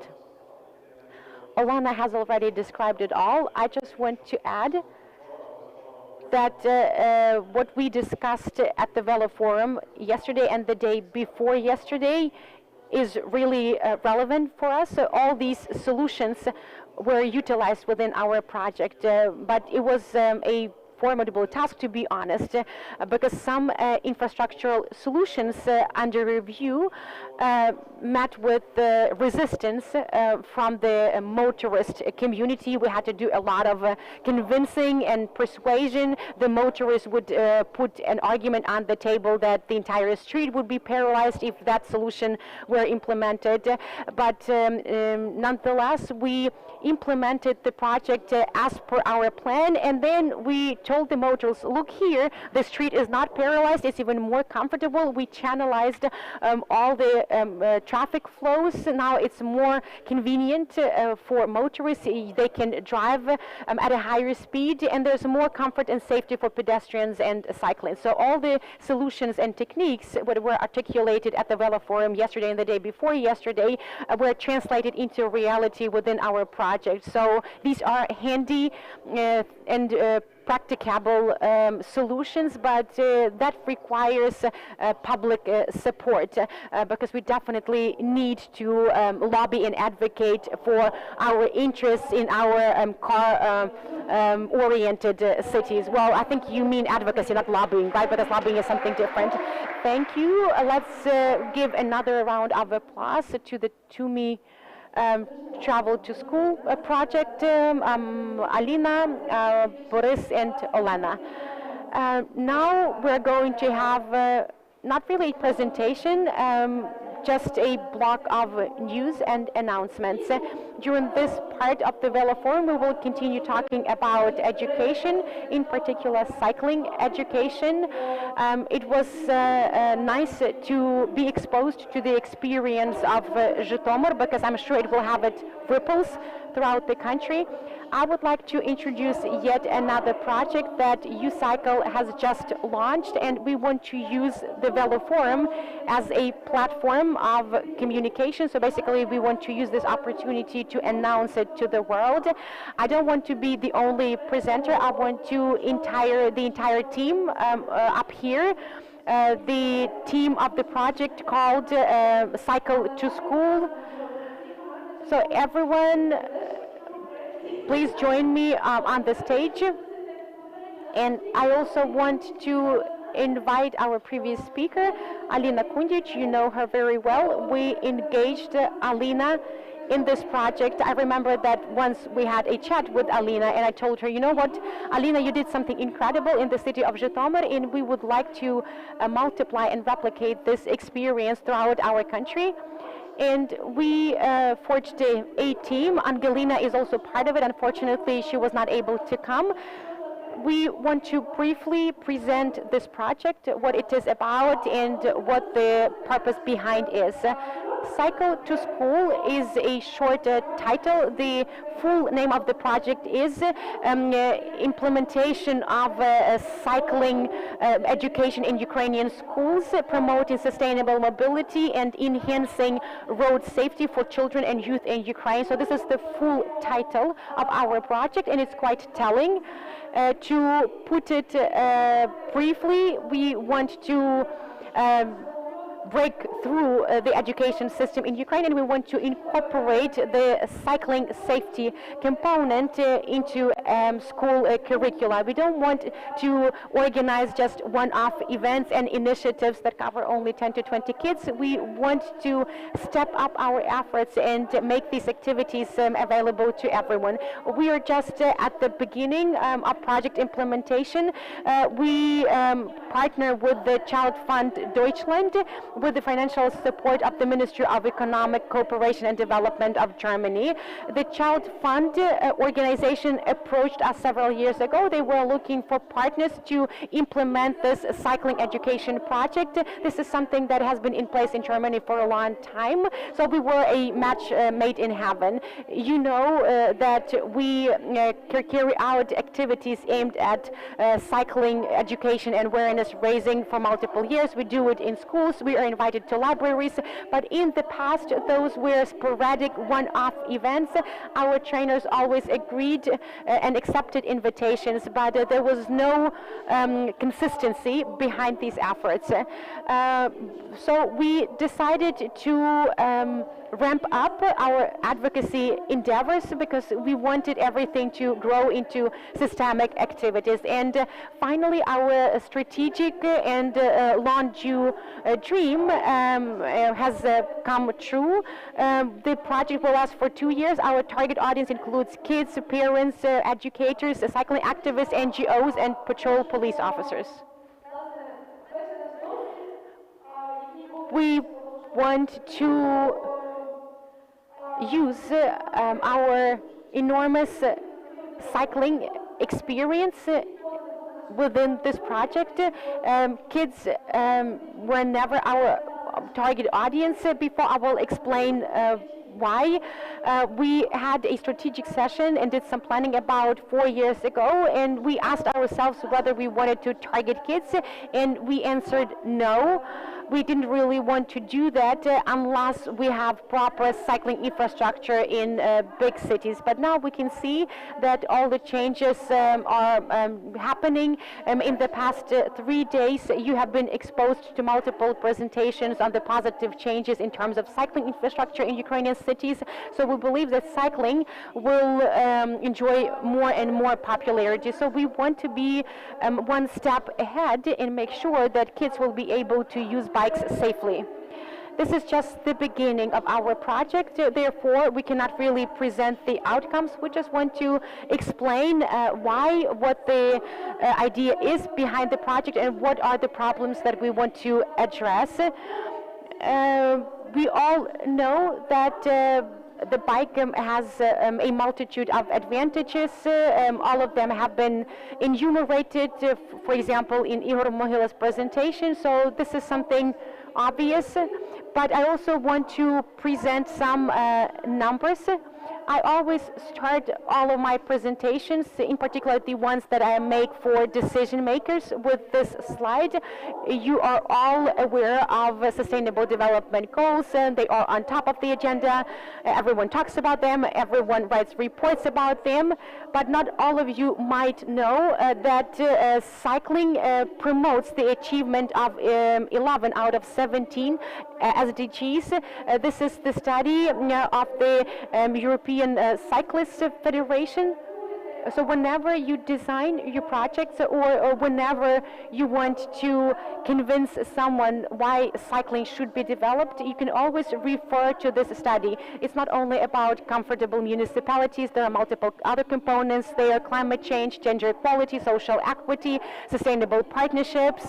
So cycling is directly or indirectly related to all these goals. I want to encourage you to check out the study and use it as an argument within your project. It might come in handy if you want to attract some funding. You have to be convincing and persuasive. Bikes can be fun, but they can also offer some tangible benefits. These slides have already been shown, I believe. These are the analytics that we collected as of December 2020. We forwarded official requests to municipalities, and we collected data on the availability of cycling concepts and programs. You can see these documents cropping up throughout the country. I would like to reiterate that the national cycling strategy is not effective yet. So at national level, we don't really have any levers of influence that we can use to influence transportation development. There are just regional and local hubs, and it is all contingent on the political will and goodwill of NGOs. So those communities that have cycling concepts and programs have the first kilometers of cycling infrastructure. It's an upward trend, and I really hope that it will persist in the future. We really hope that not only adults but also kids will use this new cycling infrastructure, because it's a precondition for sustainable mobility development. There's another success story, but I will share it later. Here you can see our count of cyclists. The cycling boom in Kyiv, when the subway and public transportation stopped running, we observed a cycling boom. We did some math, and the cycling traffic went up by 2.5 times. So the bottom line is that cycling does matter, in particular in the times of the pandemic. The pandemic just unearthed some additional layers of the cycling value, and some unpleasant or sad facts. Ukraine is still the #1 country in terms of road mortality rate, #1 among the European countries. And the second unpleasant fact, it's related to school education. It turns out that the most prevalent reason of death or mortality among children and adolescents is road accidents, not some diseases. And you remember Irina Bondarenko's presentation. She presented the findings of a study conducted by the Goethe Institute, and she also mentioned that most road accidents involve pedestrians. And the TUMI project also demonstrated that there is a large share of school kids that walk or bicycle. So these are two pieces of stats that we need to factor in. We've been cooperating with the Ministry of Infrastructure for a long time, and we also want to replicate this experience onto our cooperation with the soft component, the Ministry of Education and Science. We don't want the roads and the streets to take the lives of our kids. We want them to feel safer out there. We have already conducted a pilot initiative, so we want to ground our efforts in our previous experience. In 2018, we implemented a pilot campaign entitled Bicycle to School. We did it for 5 schools. We organized large bicycle parkings. We also conducted awareness raising and training events on cycling safety. And I would like to share a brief success story from this project. And we received that news after project completion. We installed bike racks in one of the communities. It was a little bit different, actually. We installed bike racks in all the communities in the springtime, apart from one, and the last community did it themselves in the fall. And then later we found out that all the bike racks were busy on day 1, and then the same year the municipality placed a bike path to that exact school because they saw that there were benefits. So my point is that whenever we implement such initiatives in schools and communities, they can act as catalysts for change. So our focus in the past was more on the national level, but now we want to do more work on education and training. That's what it looked like. We implemented multiple activities along the lines of the ones that you heard about from Alina. Kids are super active. You don't really have to do too much explanation for them why and what for. They are not really overloaded with some Soviet legacy. There are multiple myths and stereotypes floating in the air, but basically kids are immune to them. It's easier to work with them. This is on the potential for the cycling use as a transport. This is data from TUMI project. Alina has mentioned this as well. So it was a pleasure. Then when TUMI was implemented, we always stayed in contact. We talked about trainings. And what I'm trying to say is that I'm so happy for this project to have been implemented, and it's a great argument in favor of the fact that we need things like that. And when we did cycling schools, You Cycle was our partner, and Alina even came to Kyiv for the training of cycling trainers. And when we were just getting ready with this project, we thought, well, if we have too few cycling trainers. There should be cycling trainers in every city, in every community. The experts on traffic safety, this should be accessible. We cannot really count on a proactive teachers inviting some experts to do lessons. We wanted this to be accessible for everybody. And before I get to results, I want to say a couple of words of a summary. So it has 2 big components: advocacy, where we want to create the program for schools in cooperation with the Ministry of Education, other stakeholders, teachers, and so on. Make sure that the ministry approves of this curriculum and makes it a part of the school program. We don't know if this could be a part of the PE lessons or life safety and security lessons.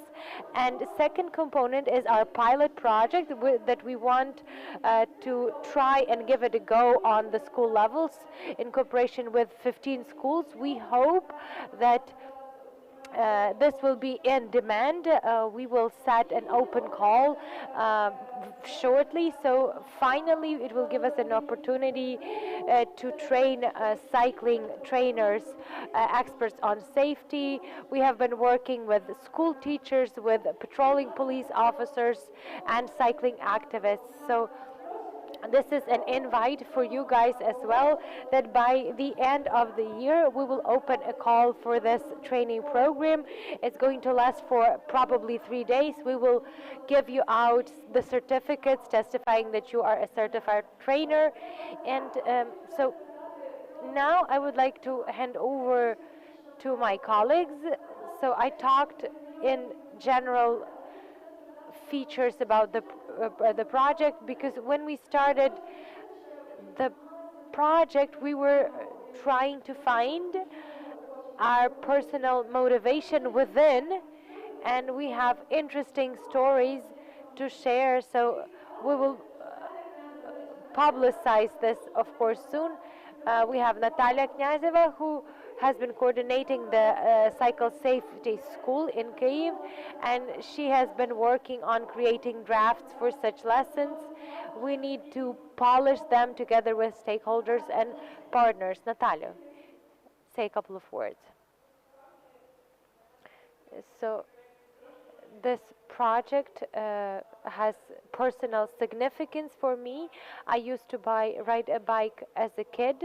I lived in a calm area, and it would have been possible to ride a bike to school, but I just wasn't aware that this could have been done. Now I don't live in Kyiv. I live on the outskirts, and we use the road for pedestrians and cyclists. A lot of people cycle even in the winter time, but I often notice that people don't know the rules, don't follow the traffic code, and I assume that they are in great need of cycling education, and people should be educated from the early childhood, because if you're a kid, you have a bicycle, it's natural, we are used to this, but in reality we lack the knowledge, we lack the educational component. It's not just the infrastructure that's missing.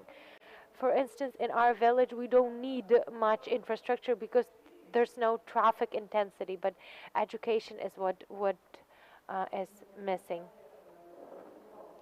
Well, to be honest, I did not ask myself the question, but you asked the team. Yes, I asked the team in order to make this piece of news public, which I actually just did, so you can read up on it if you misheard something during the presentation. But to be frank, when I was a kid, I didn't know how to ride a bike, and it's a pity on the one hand.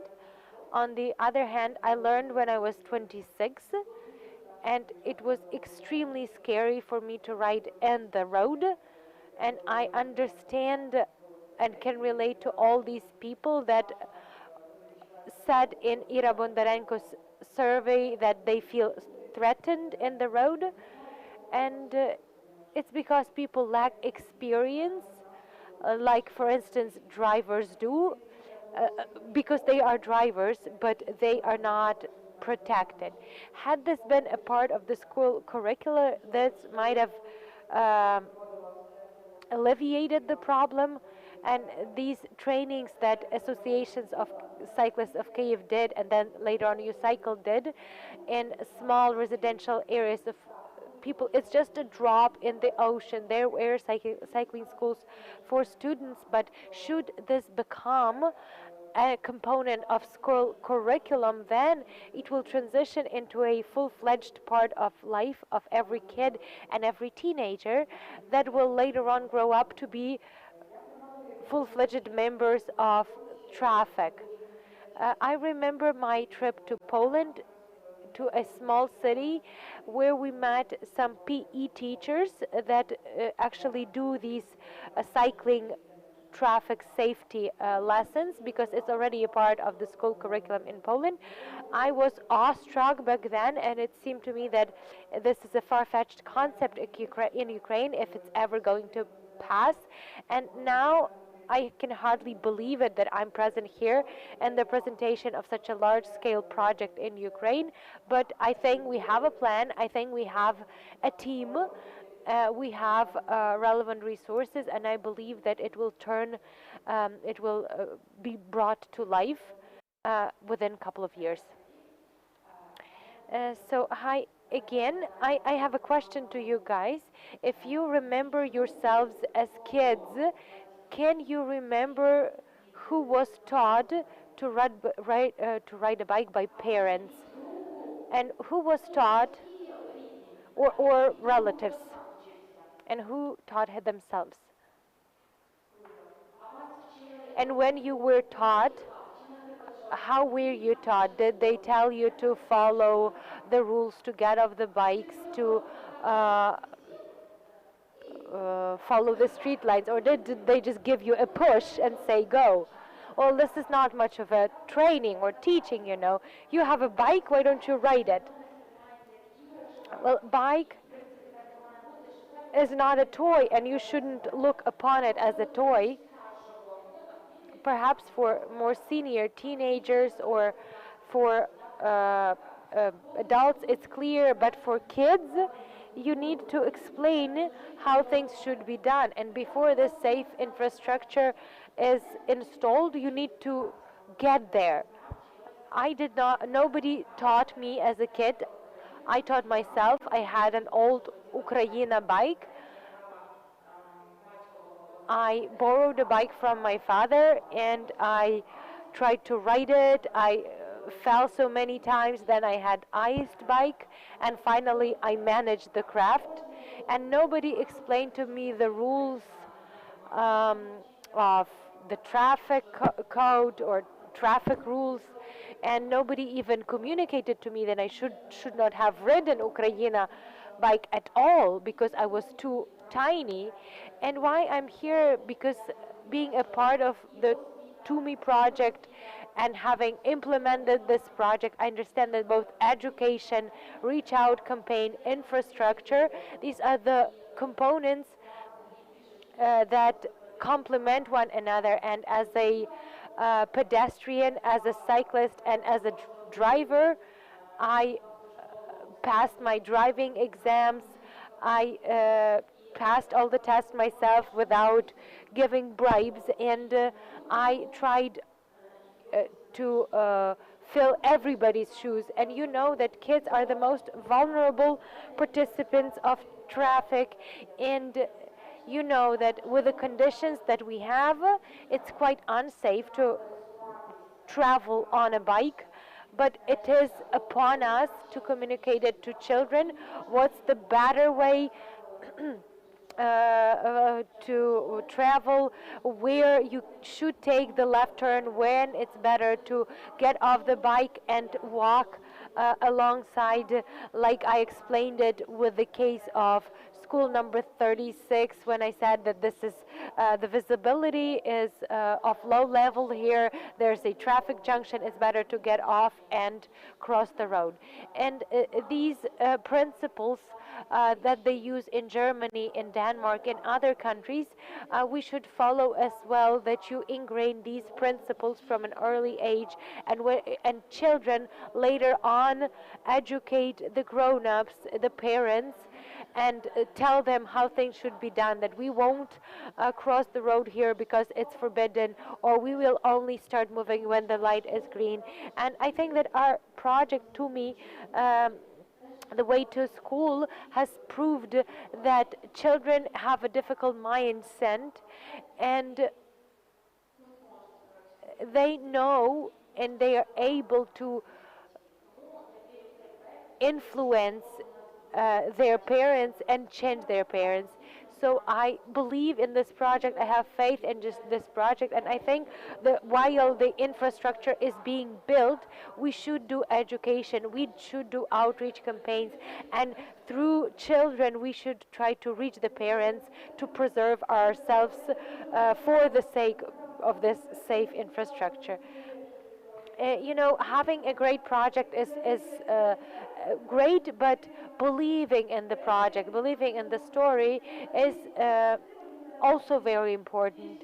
We've had various projects, we've undergone some, we've been through some good times and bad times, but this belief, this faith that we have, it always or often works wonders, and I hope that within this through this project we will implement a great dream, we will realize a great dream of ours, and we will, in a couple of years, we will see these great changes come to pass. I don't believe in the mentality when people say the Ukrainians are this, Ukrainians are that. I believe in the institutional change. I believe that when there's a class like that in school, when there's a subject, children will become more confident. This will be a boost to their security. And when I talk to our cycling trainers, and these are our long-standing volunteers, people that are trainers, they are deeply motivated. And I often remind them that they save lives of their students, the safe prospective lives of their students, because we often have people that come to us and tell us that they have just bought a bike, they know how to ride it, but they have no idea of how to follow the traffic code, and having knowledge gives them more confidence. And just a short educational story about Angelina Huzer. What she does is education. She's an activist as well. Right now she's a deputy's assistant, a deputy who's responsible for education, and this is a new topic for us since we're venturing into the field of education. So we called upon somebody who has experience in this respect. So Angelina will be covering the educational component, the institutional change, and advocated for the sake of making this a compulsory school subject. We know that advocacy in Ukraine is not easy, but it is possible.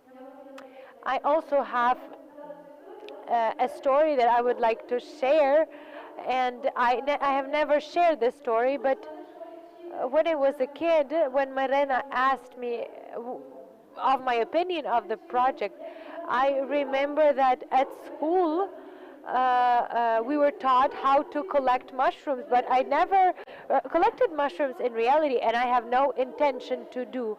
But I go outside every day, and nobody taught me how to do it. So here comes my personal story. When I was 12 years old, I was hit by a car, and I missed a quarter of the year of school. And there was even a clip on the news about me. So as a local star, the driver back then broke the rules, and that's why I was hit.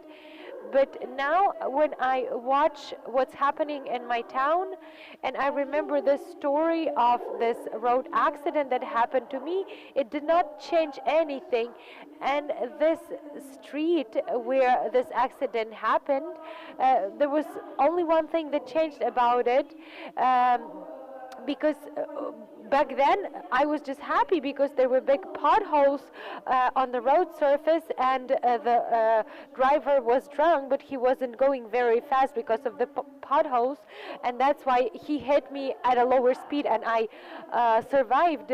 And now the surface has been evened out. There are no more potholes, and there's still the attitude that major repairs is all about the road surface, and the only change that took place in the street is a different name that it has been given. That's it. So personally, I understand to which extent all of us and all of our cities need these safe passageways to school, need the education, make sure that people that are decision makers understand that a bicycle is a means of transport, and that they become visionaries and they understand how things should work in the long run, and that children that ride bikes to schools and use bike paths, that they will develop long-lasting habits. And yesterday we all watched a movie, a tough movie, but a beautiful one, and it raised a lot of issues. And there's a quote that I wanted to use from this movie. If you remember this teacher from Bogota that delivered very similar lessons, so she said, I want to make sure that children know that they can freely move in their life. If it starts in your childhood, it will develop into a habit, and as an adult you will not forget about this anymore. So we need to keep reminding people that bicycles are a means of transportation, and that this is the right way to see it. And when we grew up, we didn't always see the bicycle as the means of transport, and we want to make sure that when our children grow up, they know that a bicycle is a means of transport. And here is what we want to do. We will have a selection criteria to pick 15 schools. We will create working groups, and we call on all of you to participate to make sure that we have access to all the experience about training traffic safety schools like that. So also we will do the elaboration of the programs and specific lessons for schools. We will create a website. All of this will be free for downloading. We don't know when the ministry approves this. We hope that it's going to happen in the nearest future, but we want to make sure that this is available for all that are willing to have access to it. We'll also be installing the roofed parking spots, because we know that this is a very convincing argument for both the administration of the school and local municipalities. And we want to have more experience of the kind. We will share materials. We will do training and certification for first 150 mentors and cycling mentors, and we want these people to further replicate this knowledge, keep on teaching. So we want you to become the first 150. And finally, we want every city, every community to have their cycling mentors or cycling safety instructors. And we want to make sure that this is sustainable and systemic. And finally, we will have a bike camp for cycling mentors. It will help us to develop the network further, and we hope that in 2023 is that an aim of ours to have a day on a Veloforum 2023, have a day dedicated to our campaign, Cycle to School. So wish us luck, because it's a new domain for us. It's not new from the perspective of, it's new in terms of the directions that we have been working in. Ukraine is a difficult country to navigate, but we know that NGOs work wonders here.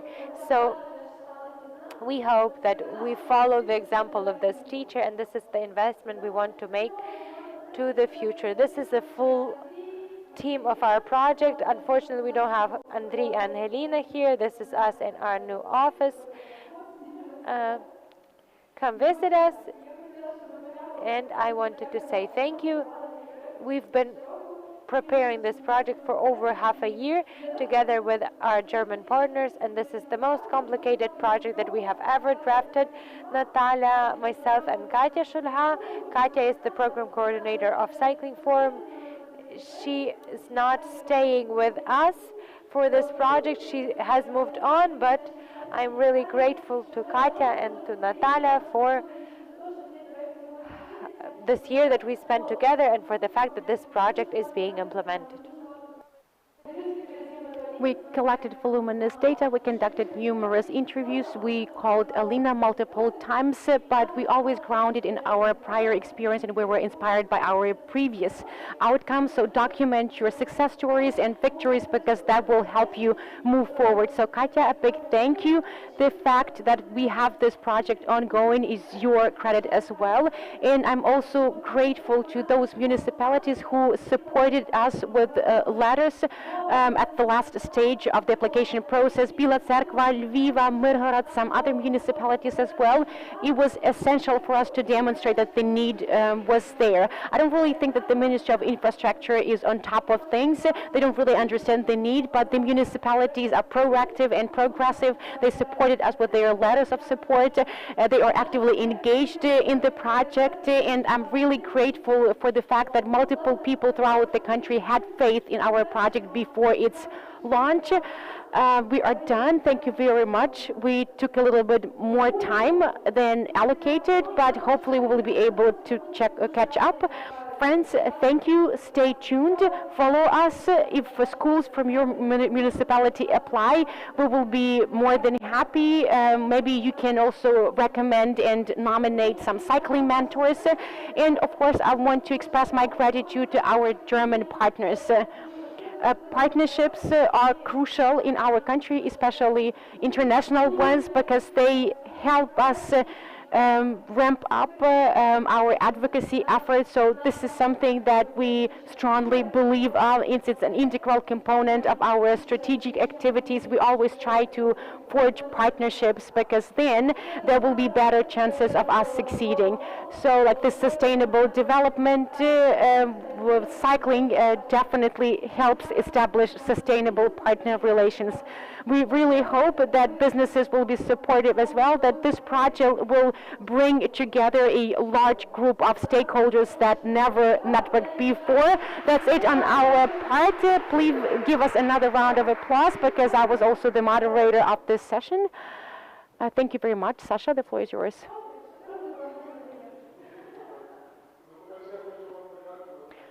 First of all, I want to say a big thank you to all of you and wish you good luck. You are doing an important cause because kids are our future and they are the ones who we create a cycling infrastructure for. What about our traffic rules and this limitation that only 14-year-old kids and older can bicycle? I think that there's no alignment there, and it flies in the face of common sense.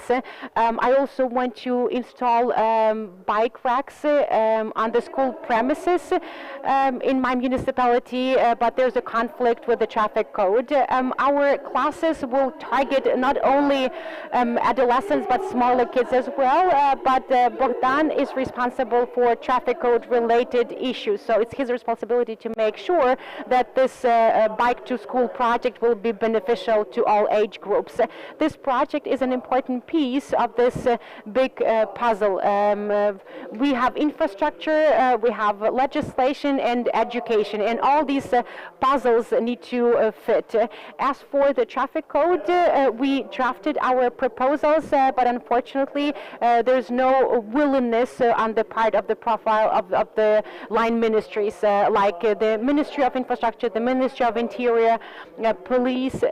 This project is aimed exactly at this objective. We don't want to have our kids to have questions about why it has to be done and what for. So the purpose of the project is not only to train kids in knowing how to cross a road, but we also want to change their perception of cycling and urban space in general. If we all had the same classes in our childhood, then we would utilize a completely different set of arguments, and the same is true about our stakeholders in the ministries. But there's progress, and I'm sure that this project will only reinforce the need for this much needed change. I'm really sorry, but we are asked to wrap up, so no more questions. I'm really sorry, but if you still have some questions, you can always approach us behind the scenes. Well, a big thank you to Nastya and her big team. Let's move to our last panel discussion. We are going to be exposed to two presentations, and the focus will be on social cycling responsibility. Yesterday, we listened to a beautiful presentation on the tourist potential of Kryvyi Rih, and in a minute, we will hear yet another presentation from Kryvyi Rih. The presenter is Tohtamish Kirill. He will be talking about a charitable project called Dobrover.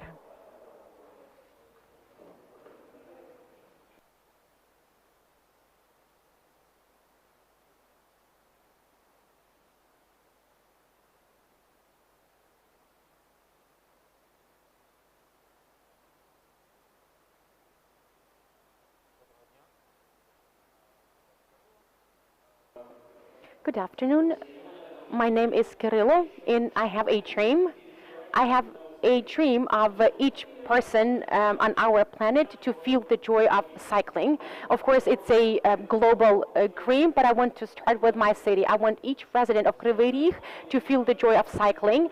I represent an NGO in Kryvyi Rih, and this idea came to my mind as a civic activist, but I implemented this idea because I'm also a private entrepreneur. I sell bikes, and I have expertise in bike maintenance and repair. So the project implementation is on my shoulders as a private entrepreneur. The title of the project is Dobrover. What is the essence of this project? So this is my dream, that everyone has a bike. How do dreams come true? One customer of mine brought an old bike because he purchased a new one, and he wanted us to do something with this old bike. He told us, you know what, you're smart guys, do something about it. We put it up in our workshop, and then I was talking to my acquaintance, and he told me, you know, I know a family, they have 8 kids. They are a resilient family, kids are in school, it's a decent family, and they are hesitant between purchasing a bike or a fridge. I thought about it, I took the context of this family, talked to them. They were really happy about the opportunity. I used 2 additional bikes, or I assembled 2 additional bikes because there are multiple spare parts in my maintenance workshop, and I made a post about it on Facebook because I wanted to report to the person who gave me this old bike, so that this bike was used for a good cause. So that was the beginning of this story, an unexpected twist, I would say.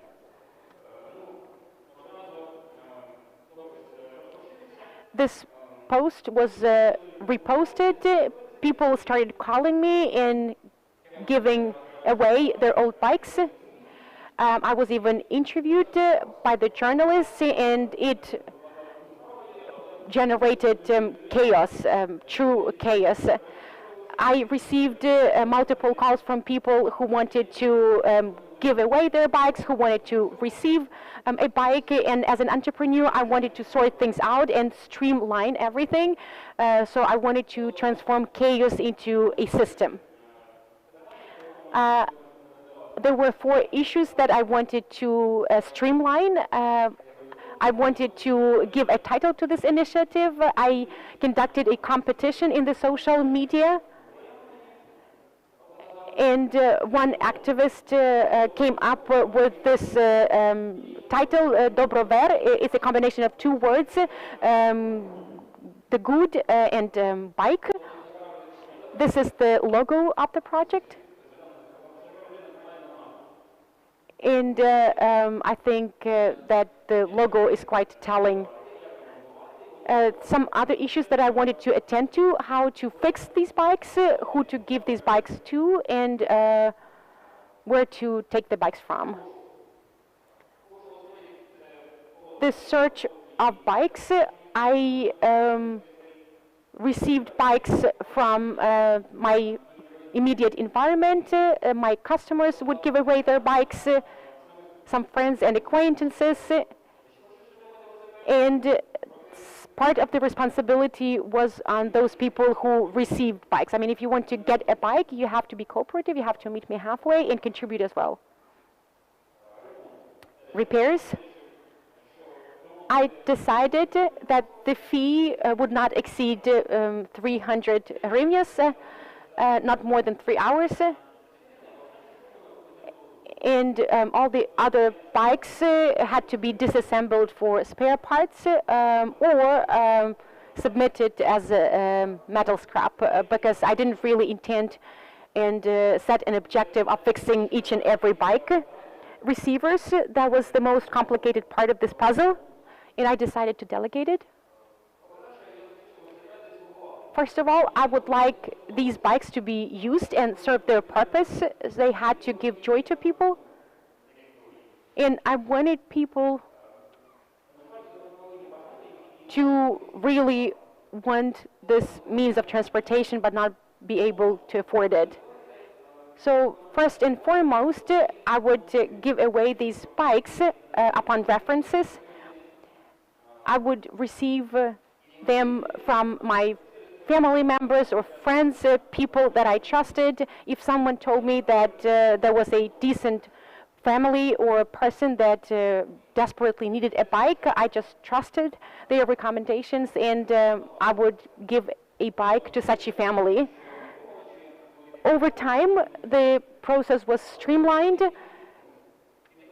but certain people fell under the category of my acquaintances or acquaintances of my acquaintances, and they also wanted to join this endeavor. I developed a number of steps that they could use to lend me a helping hand and join this effort.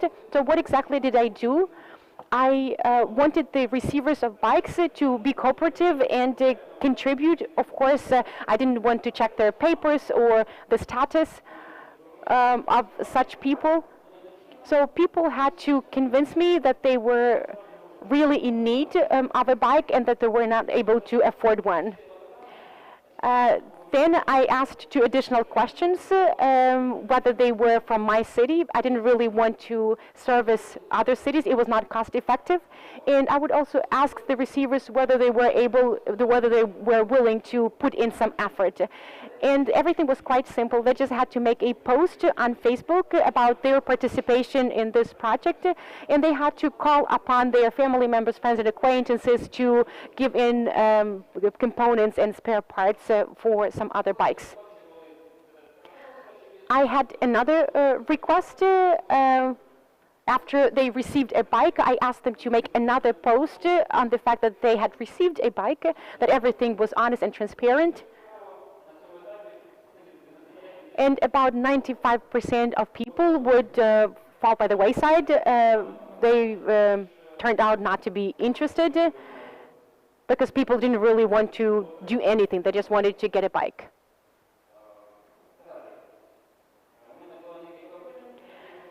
I set a number of limitations.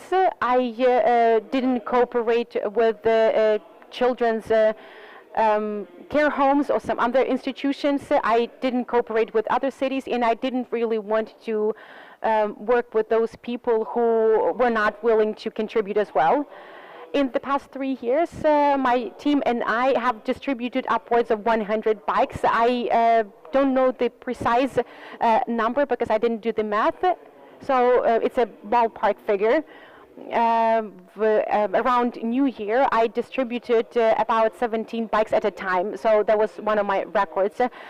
Most of these bikes are for children because they are better maintained, they are not as worn out. I didn't really have that many adult bikes. And of course, there are many children in need of a bike, so it was not a problem to find a new owner. A couple of words about those people who received bikes. Those were families with many children, disadvantaged families, families who lost their breadwinner. For example, families where one of the parents is a combat veteran. So I wanted to make sure that these kids would receive a bike in the first place. Who else? Just a minute. Let me peep into my notes. In fact, I have many bullet points here. Graduates of care homes. Because when kids leave care homes and other institutions, they have nothing on their hands. So a bike can be useful. But once again, I want to make sure that this adolescent or young person will use this bike for the right person. Also, people with disabilities for whom a bike is the only possible transport mode. We want to also implement an initiative targeting people with visual impairments.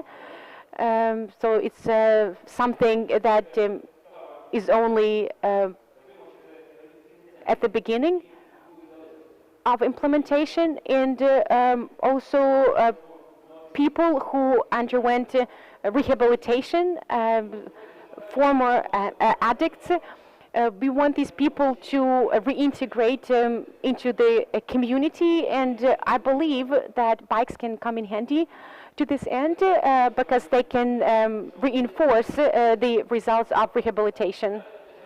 Of course, there are some issues with spare parts and components. If I cannot fix a bike, I transform them into running bikes, and then I present them to daycare centers and kindergartens.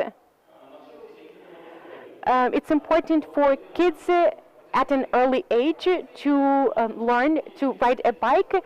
So as a part of play, children learn how to ride a bike, and then in the future it will be easier for them to use it as a means of transportation. So to this end, we conduct training for children in daycare centers and kindergartens in cooperation with the police. So basically, we cultivate a new generation of future cyclists, and we start from an early age.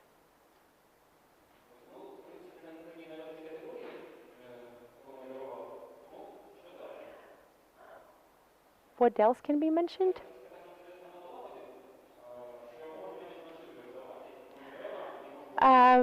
The process is so streamlined that I can even give out franchises if necessary. What for? Well, it's all about good karma and some other existential concept. It's also about inspiration. I want to inspire others, and it doesn't have to be about bikes. You can do it with other items as well. It's also about recycling and advertising, because more people find out in me, and through this initiative I can network and find new contacts. It has been proven and tested, so you can easily replicate this initiative with some other items as well.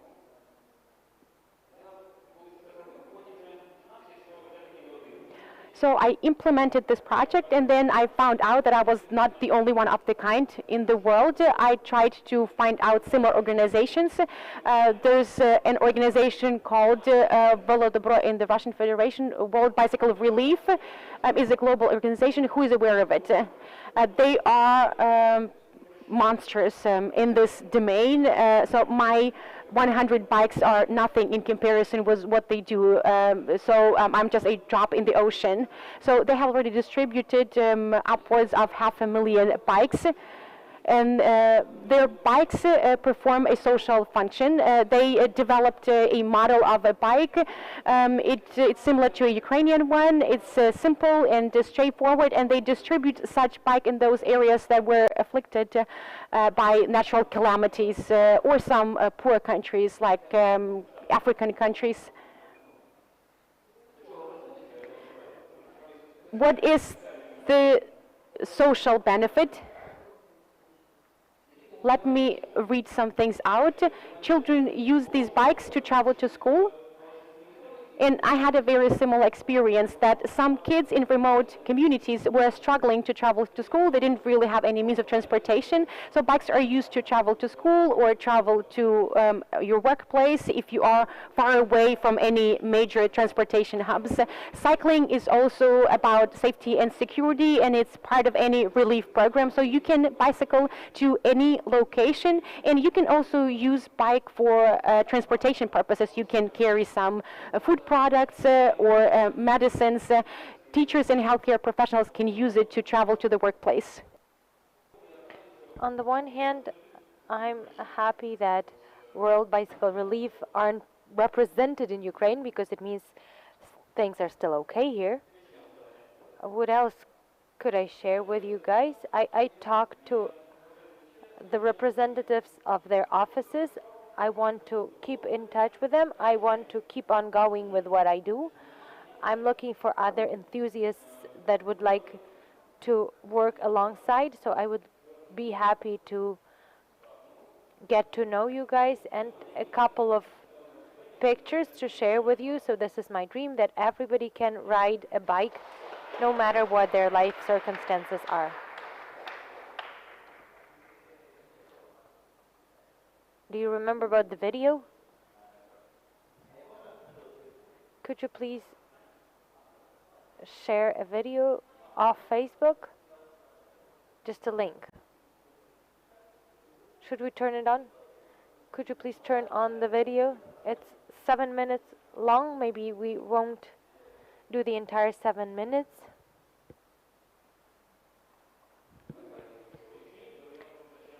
I could just take questions instead.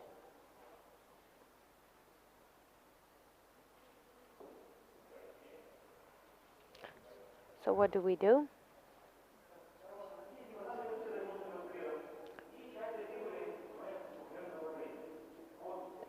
So here's a black bike.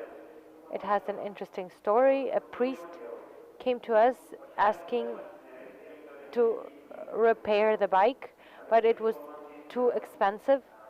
It didn't make any sense economically. So he said, we explained to him that we have this bike gifting, and he decided to give up the bike for this sake. And then there was another guy who said, do something with the bike, and I don't need it. So I found out about this family that has 7 children, and I gave 3 bikes to the family, and I posted about it on Facebook, and the family was extremely happy.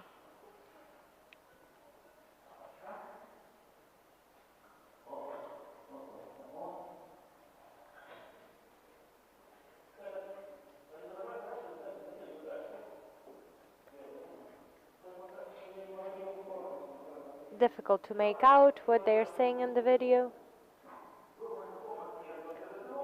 So a couple of friends of mine gave up the bikes, and I tried to find a second home for these bicycles. And then there were no more people that came with donations, and I realized that this might come to an end.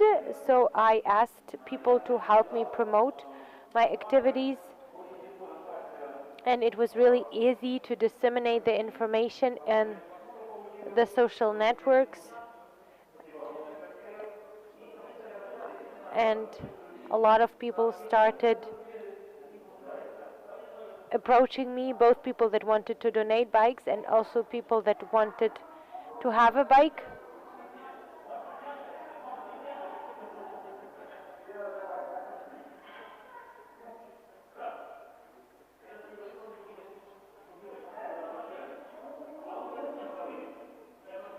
So the bike is being given to the girl.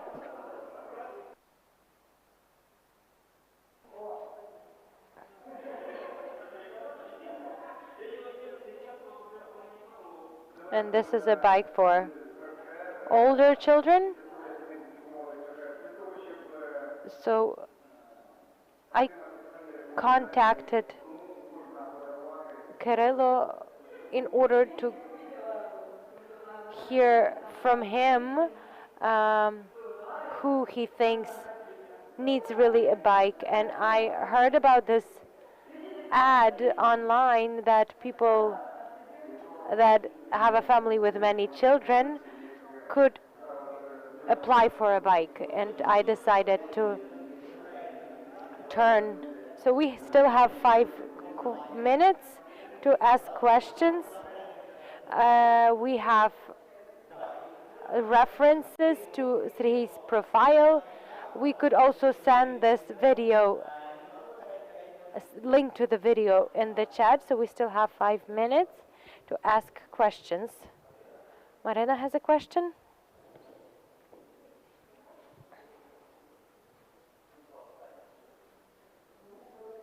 I have a short comment, not so much a question.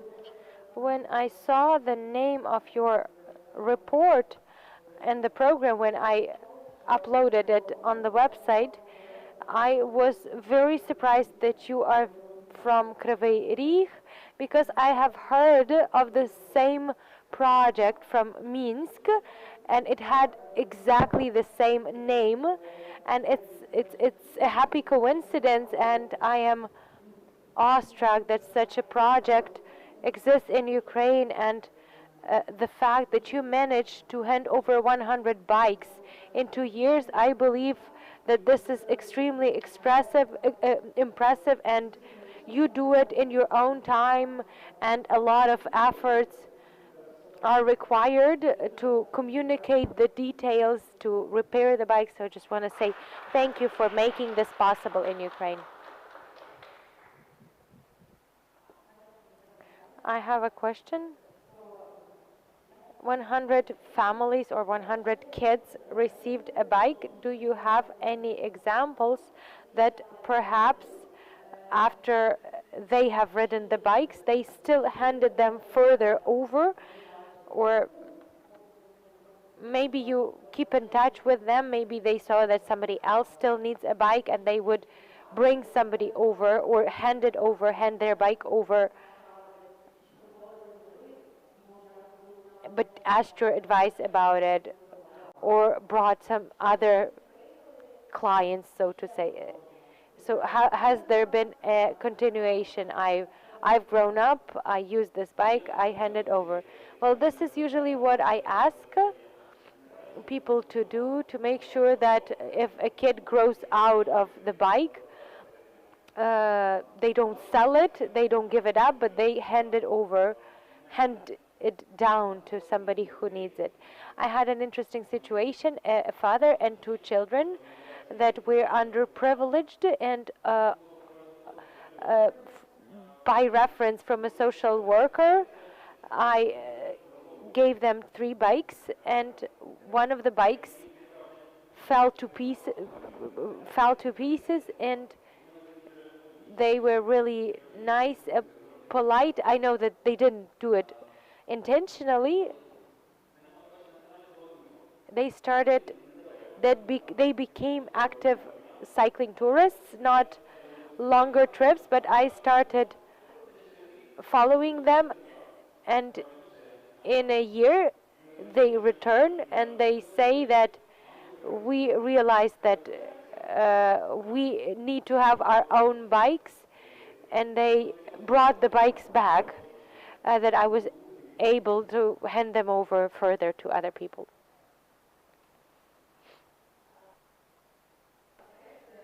I wanted to ask you a question. In Odessa, we have an institution, a charitable institution called The Way Home.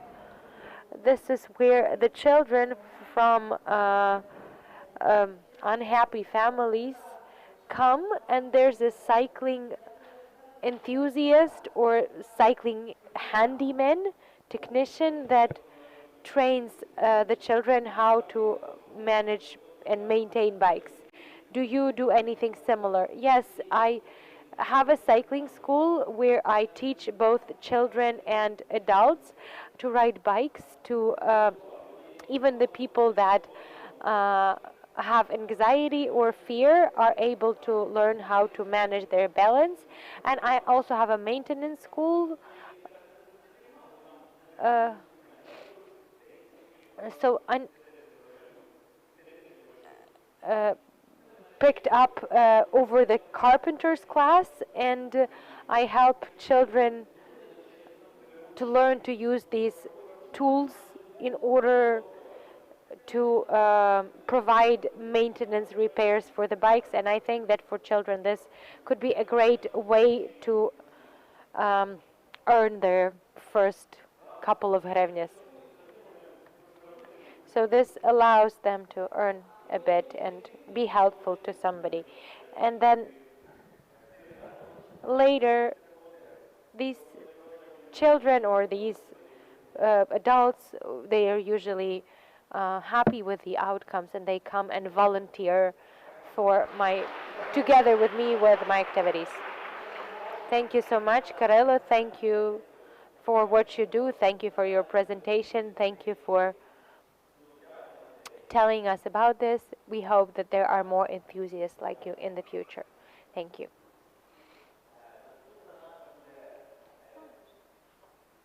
Our next speaker is Julia Savchuk.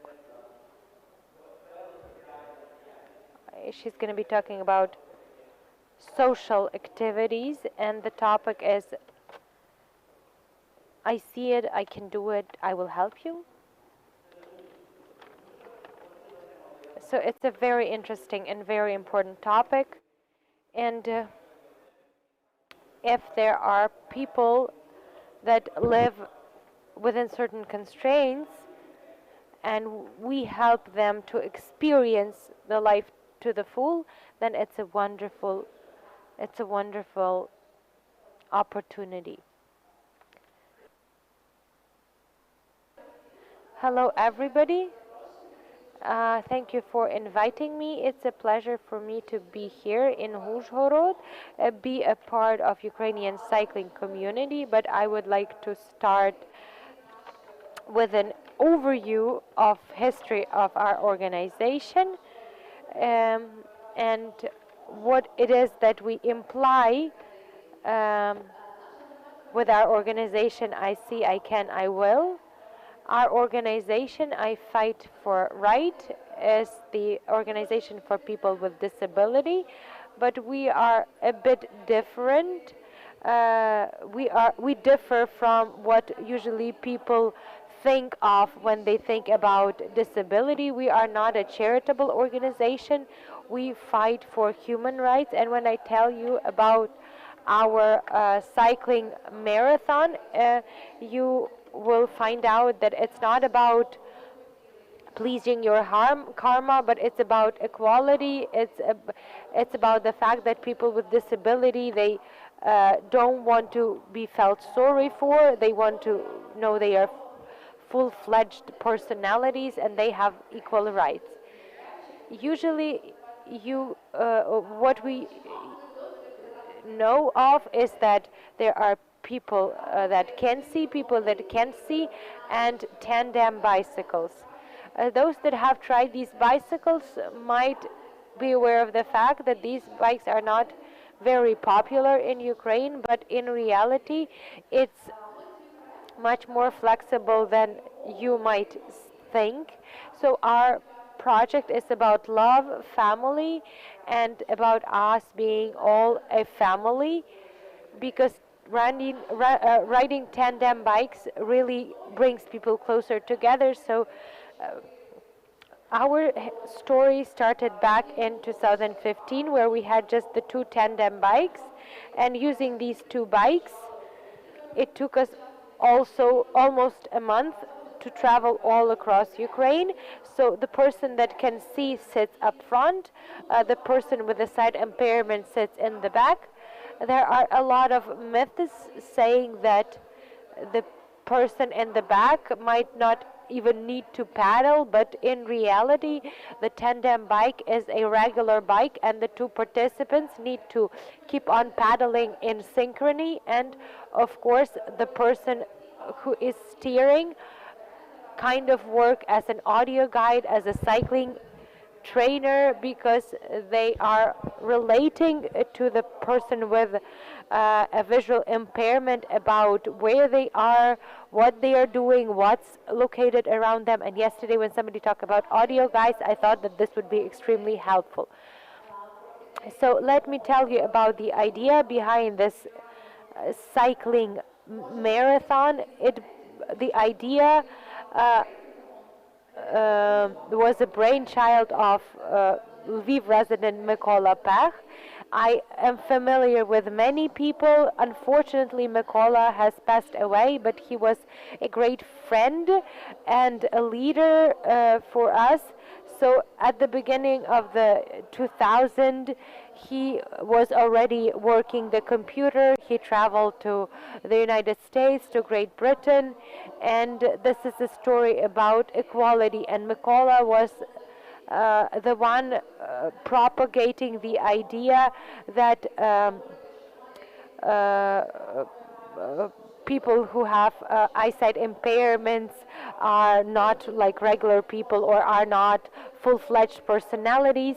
It's a very backwards approach, and now technologies allow for people with eyesight impairments. They can be included in everything. They can travel, they can work the computer. Their white cane can help them navigate the city. And from his trips abroad, Mykola brought this idea about cycling trips, and there was unfortunately a tragic story that had to go with it.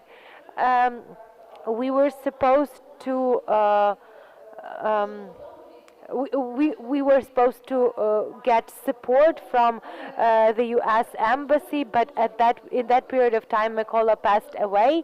That's why all the cycling marathons that we do it in memory of Mykola, because he's a great example and an inspiration to people with disability and without disability. Why do people that don't see need this? They can't see it. This is what is often asked. But people that can see. We do it in a different way, via hearing, via touching. But trips for people with eyesight impairment are important, because of course if you have a range of opportunities, you can plan your trips, go anywhere, it's great. But the majority of people that don't see in Ukraine are in a way segregated in Ukraine. They are in boarding schools, they work in special enterprises, and they don't have the sense of freedom and independence. So this cycling marathon help us test the fact that the participants, the life of the participants turned around after this event, because there's the freedom to riding a bike, to doing sports. This makes you feel a full-rounded personality. Our route for the day is around 40 to 130 kilometers. This is not just some 10 kilometers trip. And for people with impaired eyesight, it's extremely important to have this bodily experience, to become tired, to feel their muscles, to ride on different surfaces like gravel or fields. So we took our route was not only in Ukraine, we went abroad as well. We've been to Germany, we've been to Poland. One of the trips was 3 weeks long, and these kilometers that we managed, they were not only about doing sports, but also about maintaining contact with local governments. We usually spend the night, we turn to local authorities with the letters prior to that, asking for accommodations if possible and perhaps food provided. And yesterday there was an interesting event happened. My husband and I, we were sightseeing in Uzhhorod, and in Uzhhorod, Uzhhorod was the only place that accommodated us in the church because they had nothing else on offer.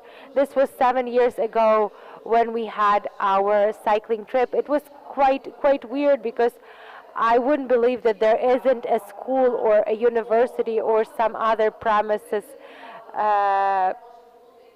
available. Sometimes we get offered dorms, but still these are just fortuitous memories from a long ago because we accidentally walked past this church. So we have been through 7,000 kilometers, which amounted to 118 days on the road with 278 cyclists with visual impairments. And the statistics may differ because sometimes we may have participants that participate during just the section of the way, and here are the cities that we've been to. I'm not going to read them aloud, but truly this is for us taking account of the roads, holding the local authorities accountable. We arrange lectures for the local governments about inclusion, about accountability, about accessibility. We've had interesting case when we came to Cherkasy. And we were supposed to have a roundtable discussion in the Cherkasy town hall, and the next day they painted the stairs in yellow and implemented some other accessibility measures. So another mission of ours is to demonstrate that people with disabilities are not the ones who always require some help and support and privileges alike. These are active people because among the participants of our cycle races we have journalists, lawyers, IT specialists. They all are ready to share their personal stories that can help overcome barriers and stereotypes about people with disabilities. The longest race took place in 2018. We biked from Kharkiv to Kherson. It was a journey that helped us make a lot of friends.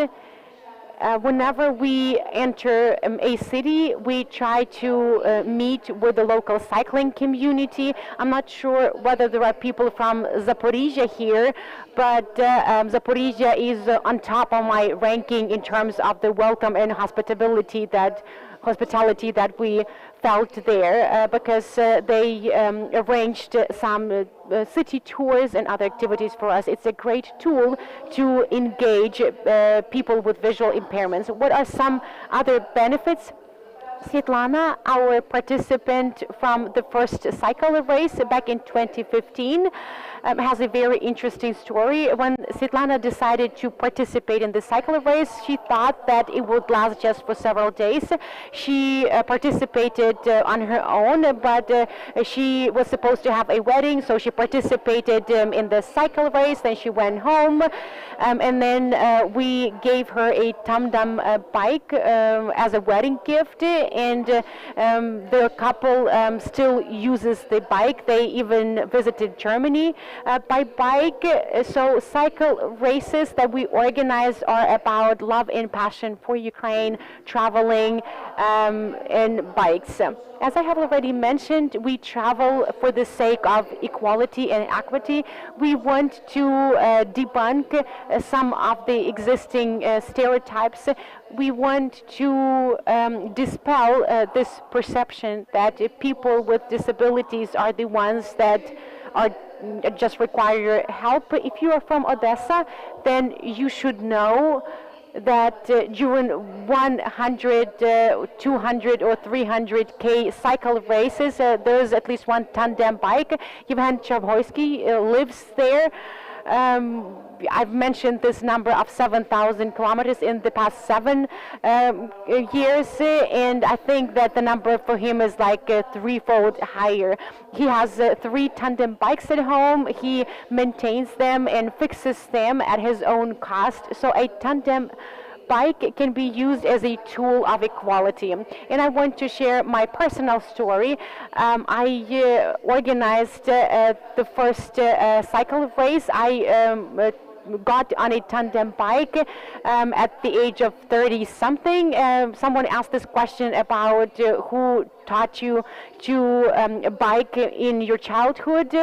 My parents didn't really want to teach me because they thought that I would not be able to bicycle with my visual impairment, so I learned myself. And then I remember that I participated in a 100K cycle race in Kyiv, and it was not that difficult. Zaporizhia, Khortytsa, one of the warmest memories. If you are a cyclist, then you are in tandem with your bike. For us, the visually impaired, it's something more than that. There's a philosophical component here as well. A person who is at the front and a person paddling at the back are a team. And this team has a close-knit connection.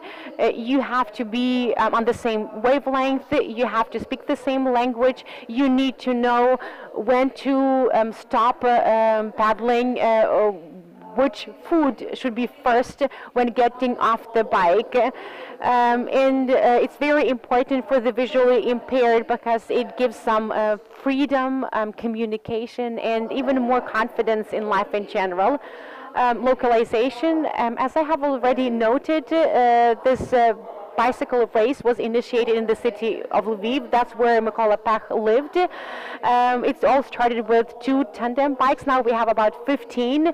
We purchased most of them either in Poland or in other countries. These bikes are used bikes. Unfortunately, we don't have enough funds to buy brand new bicycles, but we maintain them. We take due care of them, so they are in good shape. Right now, we have our small hubs in Lviv, Odessa, Kyiv, Kharkiv, Cherkasy, and we will be happy if you decide to organize a cycle race within your initiatives. It's important to create such opportunities for the visually impaired or those people who cannot or don't know how to ride a bike. We can provide you with our own tandem bikes. We even know how to pack them in a way that reduces the cost of transportation by the Nova Poshta service. My point is that we are always open to cooperation within such initiatives. Just give thought to it. There are visually impaired people in every city. They are there even if you don't see them. Of course, there's progress in medicine, but still we need to create space for inclusion, inclusivity. We need to do awareness raising. This is something that cycling activists can do everywhere. Here you can see me and Victoria Luchka. Victoria Luchka is like the mom of our cycle race. We are open. We will be happy to cooperate with you. If you require any additional information from us, please let us know. We will share whatever experience we have. We are ready to help you find tandem bikes, and we can also help you create tandem teams. We can tell you more about how to engage the visually impaired, how to create comfortable conditions for them and you.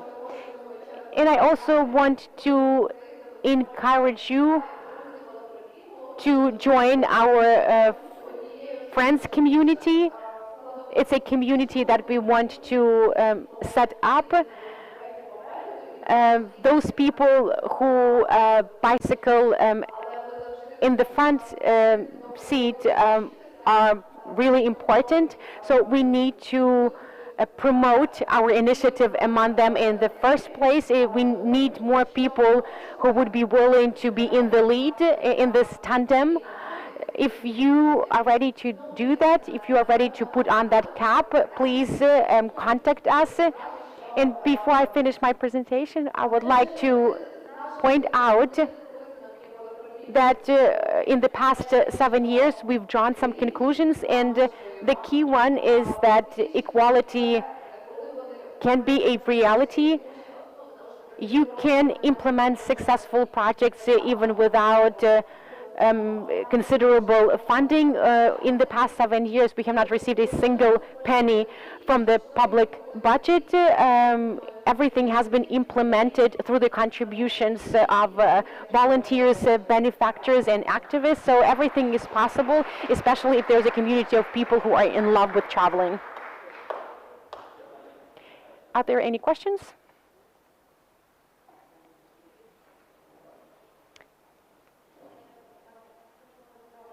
To be frank, it's not really a question.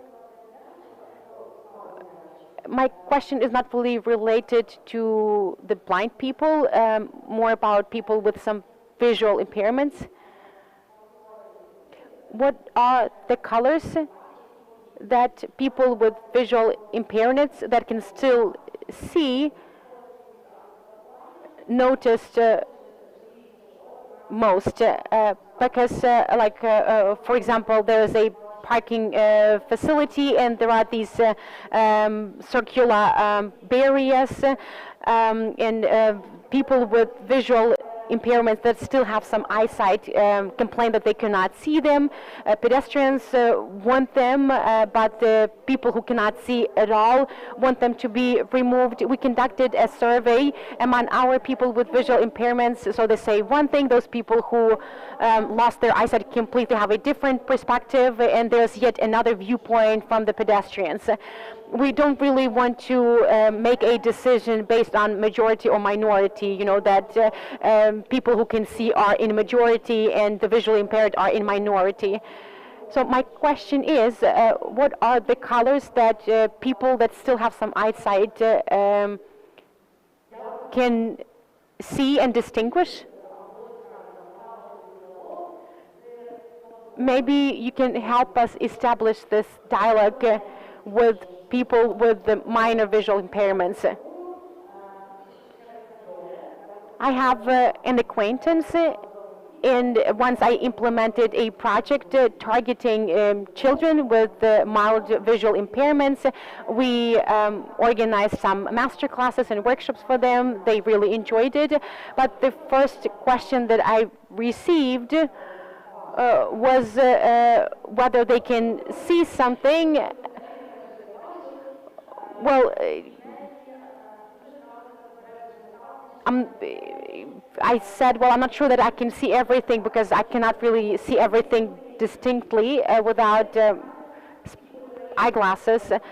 And she was really prejudiced. But anyway, back to my question. What are the colors that they can distinguish, and how do we network with them? How do we engage with those visually impaired who still have some eyesight? In April this year, the Cabinet of Ministers of Ukraine developed and approved the barrier-free strategy. I was a member of the relevant task force. The matter is that when we are talking about colors, and not only colors, but the shape and the content of what we can see, all these things are quite new for Ukraine. And we have very few experts that are well versed in these topics and who would be capable of implementing these solutions at a reasonable cost. Within this barrier-free concept, an album of typical solutions should be designed. The issues that you raised in your questions are problematic in all municipalities. The blind use a white cane, and it's an impediment as well because they cannot really have a feel for the space. An impediment for people with mild visual impairments is colors and shapes. As for how it should be done, I'm not really sure. I haven't really seen ideal barriers. There's a wide range of visual impairments, so one person might see one color while another person will distinguish a different color, but there has to be good contrast. Why is the yellow color used? Because it serves as a contrast to the gray color. But there's another idea that comes into play. Universal design has to be also beautiful. For example, in the city of Kyiv, they started improving accessibility at the subway stations, like tactile slabs and tiles. And I really hope that the same will be done at the Zoloty Vorota Golden Gate subway station. I'm hopeful and fearful at the same time, because if such accessibility measures are implemented there, it will adversely impact the beauty of the design. Such initiatives already pop up in European countries and other countries globally. But once again, a color that the visually impaired might be able to distinguish can be unattractive from a design and aesthetic perspective, or it might not really fit into the entire assembly. You can email me, and I will provide you with some links to those solutions that have already been tested abroad. I have a list of good practices tested and implemented abroad. In answer to your second question, there's no easy answer either. People with visual impairments are fully integrated into communities. We are not an isolated group. We don't want to be on our own. As for me personally, I do not always distinguish faces, so I might not say hi to you, and some people tend to think that I haven't noticed them. And the same is true about other people with disabilities. There's a care home for people with visual impairments in the city of Kharkiv, but I think that this bias is a piece of legacy from the Soviet times, because people with disabilities back then were viewed as a burden, as something superfluous. People with disabilities would not be employed because they were ostensibly not capable of many things. And this is the source of this bias and prejudice. But I think that young people are pretty open right now. If you are interested in any specific context, I can provide them. In the city of Kharkiv, we have a group of activists who are friendly and open, and they would be willing to cooperate with you. But I fully agree that some people are pretty prejudiced and biased.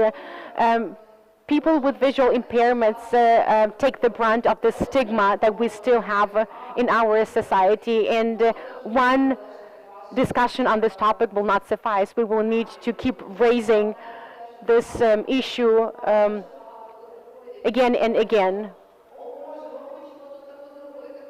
Sometimes people come and say, you know what, we want to implement this great idea, and then you understand that it's not in line with your experience, with the way you see life. It might be even obsolete and archaic. The perception of our life, the life of people with disabilities, is a far cry from what we really experience, because there's still this wall that we inherited from the Soviet Union. The visually impaired can watch movies, they can do computer work, they can travel. By the way, during our cycle race, we do a lot of interesting things. What does our trip look like? Not only is it a cycling race. We mark some interesting sites on a map. We visit them. We swim in rivers. In the city of Uzhhorod, we visited some sites up the hill, so we can even climb mountains. When you ask an average person and you tell them this story, they will not even believe or they will not really associate the visually impaired with such trips and journeys. You can contact our organization or multiple other similar organizations, so you can always contact them, and then you will stand a better chance of networking. I also have a question. We talked about the Eurovelo routes, in particular Eurovelo 6. Have you contributed to this project? So maybe you added some info for the visually impaired to their information stands? Whenever possible, we try to cooperate with the authorities. Whenever we visit museums, we try to improve their accessibility. But as for cycling routes, it's a real adventure for us. We pick our routes on a random basis sometimes because we want to have this freedom of choice. We don't really want to confine ourselves to a limited selection of routes, and sometimes when we pick routes randomly, we make some really interesting discoveries. That being said, we try to interact with the local authorities, but it's a secondary function of ours, because if we want to do it on a full scale, then we would need to participate in their meetings, we would need to participate in law drafting and some other things, but we do come up with proposals that we submit to the local authorities. Thank you. Thank you for this presentation. A neat project indeed. The project I see, I will was already part of our Veloforum in Kryvyi Rih. Victoria was a presenter back then as well. I'm really happy that this story is still ongoing. So as you can see, such nice projects continue even if the funding is not there. I'm really happy that your community is growing, and I really hope that more and more people will join the ranks of your community. Friends, that was the last presentation of our agenda. In the past 3 days of the Veloforum, we have exposed you to the best practices and success stories. On the one hand, I feel sad, but on the flip side of things, I'm really elated that we have succeeded. I'm about to initiate the closing ceremony of our Veloforum. I want to ask our technical team to give some more atmosphere to our closing ceremony, and I also want to invite up here all those people who put in effort into the preparation. So the team of organizers, please join me here. My colleagues from U-Cycle, Natalia Knyazova, Ekaterina Shuляга, they are our program managers. Yarina, our communications manager, girls, please join me on the stage. So this is our team from the U-Cycle. I am also extremely grateful to all the colleagues that came here, that presented their presentations. Lisa, Karelo, representatives of Forza team, please come join us. Thank you for inviting us to Uzhhorod. Thank you for applying. We also have Oleg Borshovsky, the chief architect, a representative of Uzhhorod City Council. We have Ivan Zinoviev from Center for Social and Business Initiatives. So this is our big team. And we also have a great team of volunteers, girls and guys, that helped us make this conference possible, that registered you, helped you out in terms of navigation. all the girls and guys who were here with us for the 3 days. Thank you so much for being with us, for helping us organize this conference. Let's give a round of applause to everybody, and would like to hand over to the organizers for their feedback on the conference. We want to hear all of your impressions, all of your opinions, everything, just in turn. Well, I was the last to join the team of organizers over the past 2 weeks. So on the one hand, it was a lot of stress to do what I was supposed to do in terms of communication, because usually we used to spend a couple of months over this, but on the other hand, it was also quite a positive experience because I felt that I am giving more visibility to such an important event with wonderful, insightful speakers. So it was a lot of fun and joy to me, and will keep bringing me joy because we will stay in touch. So thank you for coming.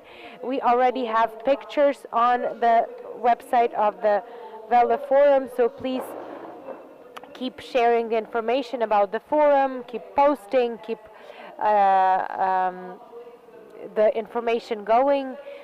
So if somebody wasn't able to be present or to watch the presentations, everything is available on our website, so that the broadcasting will be stored on our page. I want to say thank you to the entire team, because owing to all the people that chipped in, it was possible to be part of the team, and we felt confidence that their support, and despite us being in Kyiv and Lhasa, Karelo, Ivan being in Uzhhorod, we were far away, and almost for a year and a half we just made calls, and this is how we kept in contact. It still felt that we are a team, that we are single in our aims and desires, that we are at the same wavelength.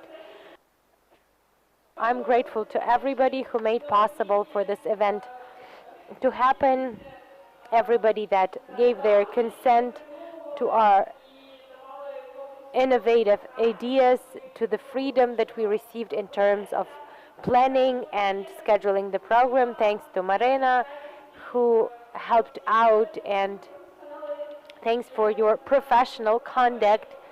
And we were 100% sure of everybody's effort.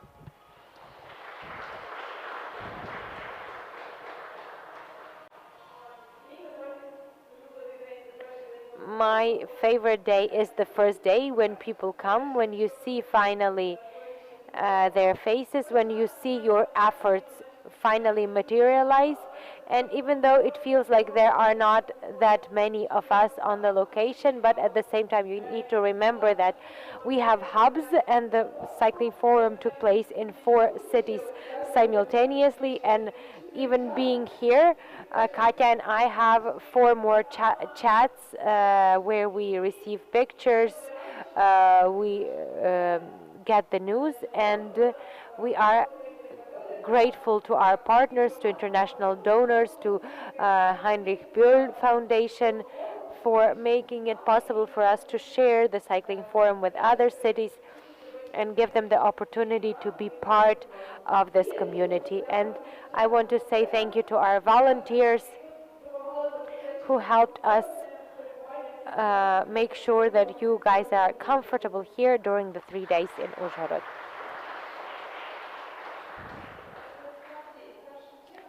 First and foremost, I want to say thank you, our participants, because in Uzhhorod, if you're early in the morning at 10 o'clock on Sunday doing something, you are a hero. And if you gave up your entire weekend to do something, then you're a superhero. We were really worried that Uzhhorod is far away from all other cities. It's a remote destination. We were afraid that people are not going to come, but we are grateful that you arrived and you made this forum possible, and I would like to say thank you to the entire team for the wonderful communication processes that we have established. As Natalka said, it's my first cycling forum.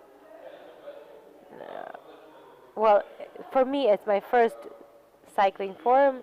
It was a pleasure to be part of the team, to work with the entire team, and being here on stage, seeing the smiles of the participants and the speakers. I'd say that this is great. We are overjoyed with the results and with what we have achieved. Thank you for coming, and we hope that you have enjoyed it as well.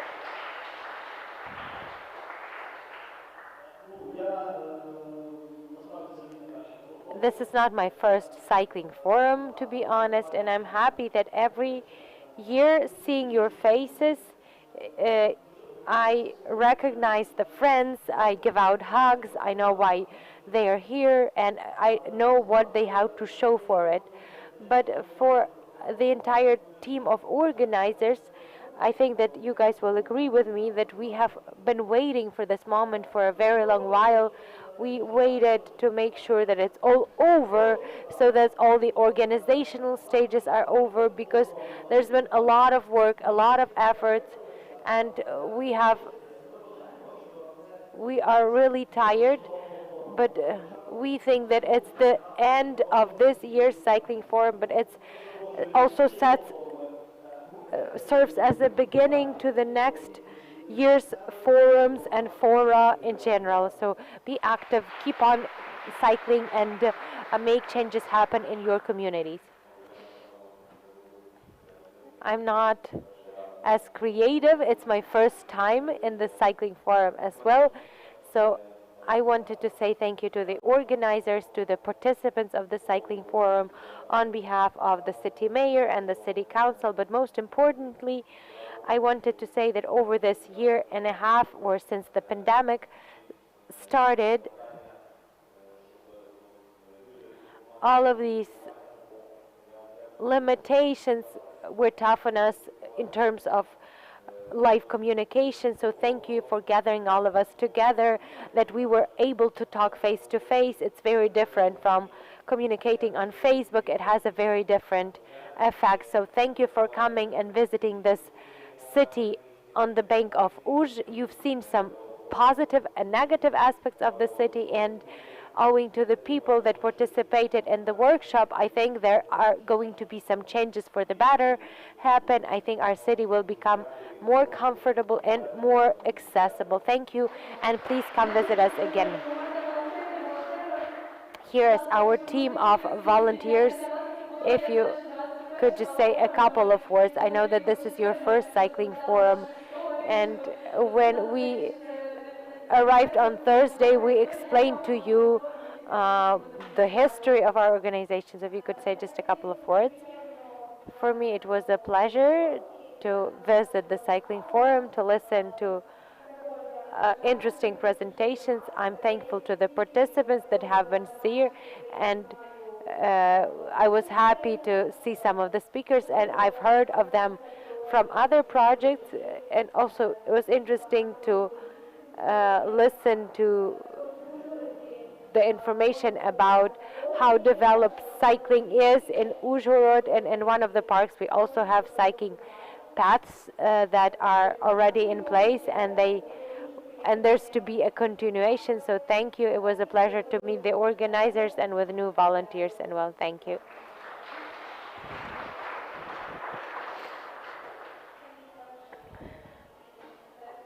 This is my first volunteering experience. I'm grateful to everybody for participating, and I'm happy to have helped you.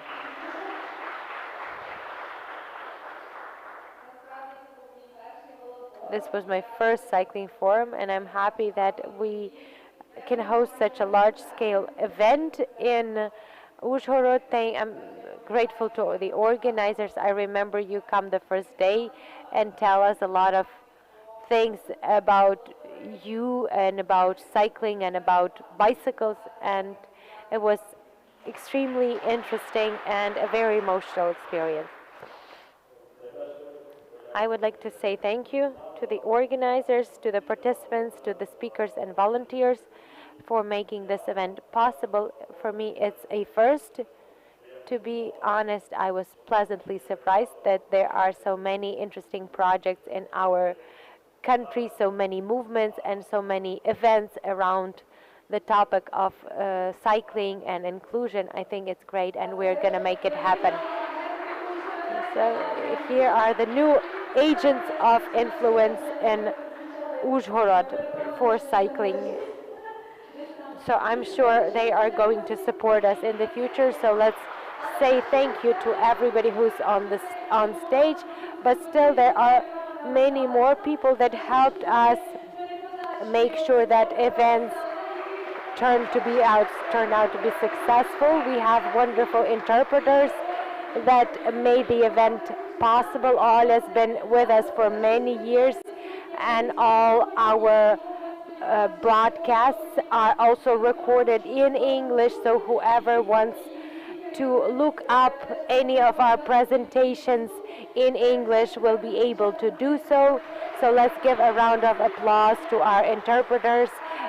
Thanks for their professional conduct. We are also helpful to our technicians from the company of Lviv Media. Thanks, Oleg, and the team.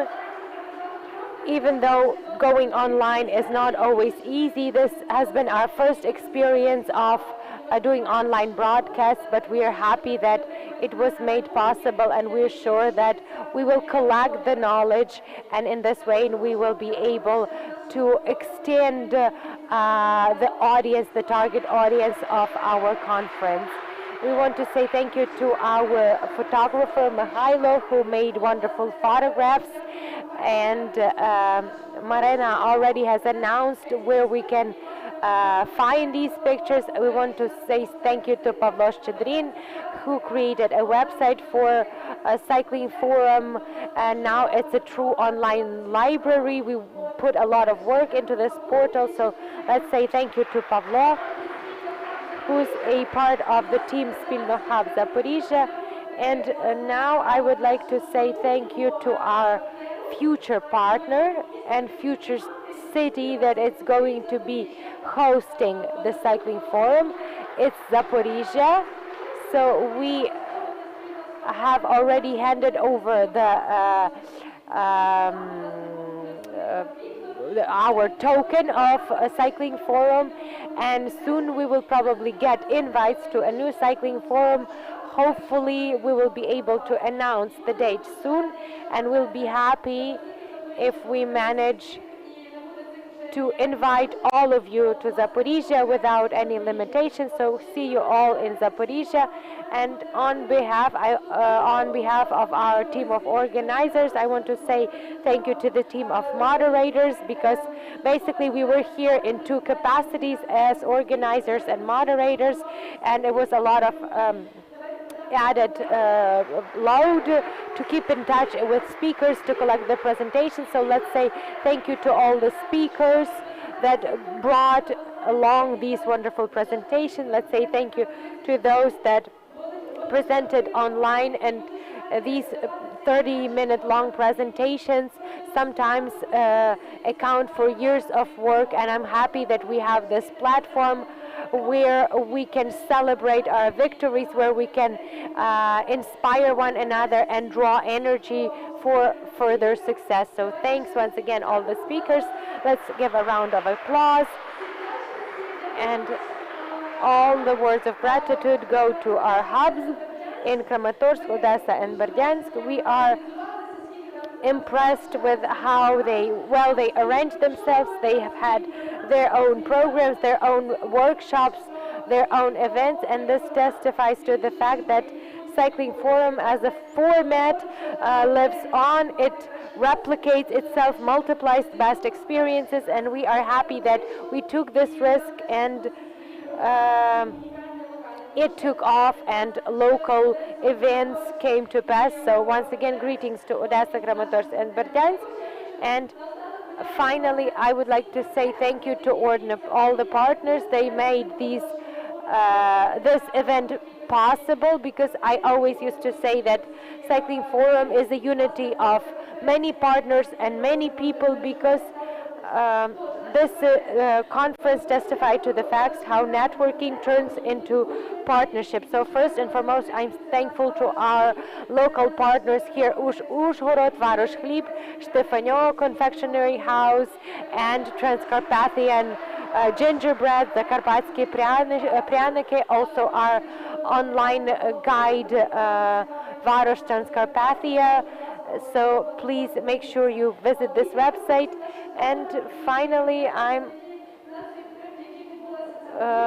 grateful to our donors that made this event possible. So this year's Cycling Forum had the slogan of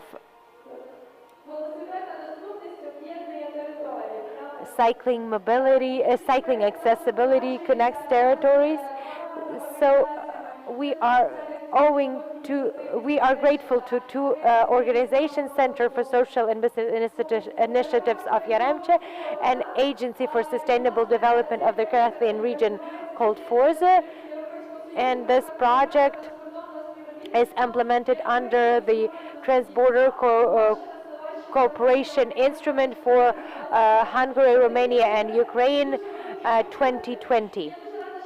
So I'm grateful that the Cycling Forum was the finalizing event of this project, and we were able to talk about the prospects for Ukraine. I'm also grateful to the foundation, to the Heinrich Böll Foundation, that have been supporting us for many years, and that they supported the existence of local hubs in Odessa, Kramatorsk, and Berdyansk this year. So thank you for supporting the cycling network and Ukrainian cycling. And finally, I'm grateful to one more company and one more project called Ukrainian Urban Public Transport Project, implemented by Aegis in partnership with the Ministry of Infrastructure of Ukraine. And I would also like to say thank you to all the partners that made this conference possible.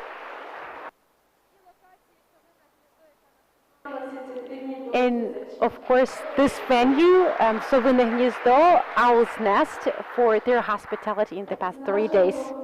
I guess that's it on our part. We would like to wish everyone inspiration, energy. I really hope that at this Veloforum you established useful contacts, and see you next year in Zaporizhia. And two technical or organizational issues. We would like to have a group photo against the backdrop of the banner outdoors in our final coffee break to celebrate the successful completion of the event. Thank you, everyone.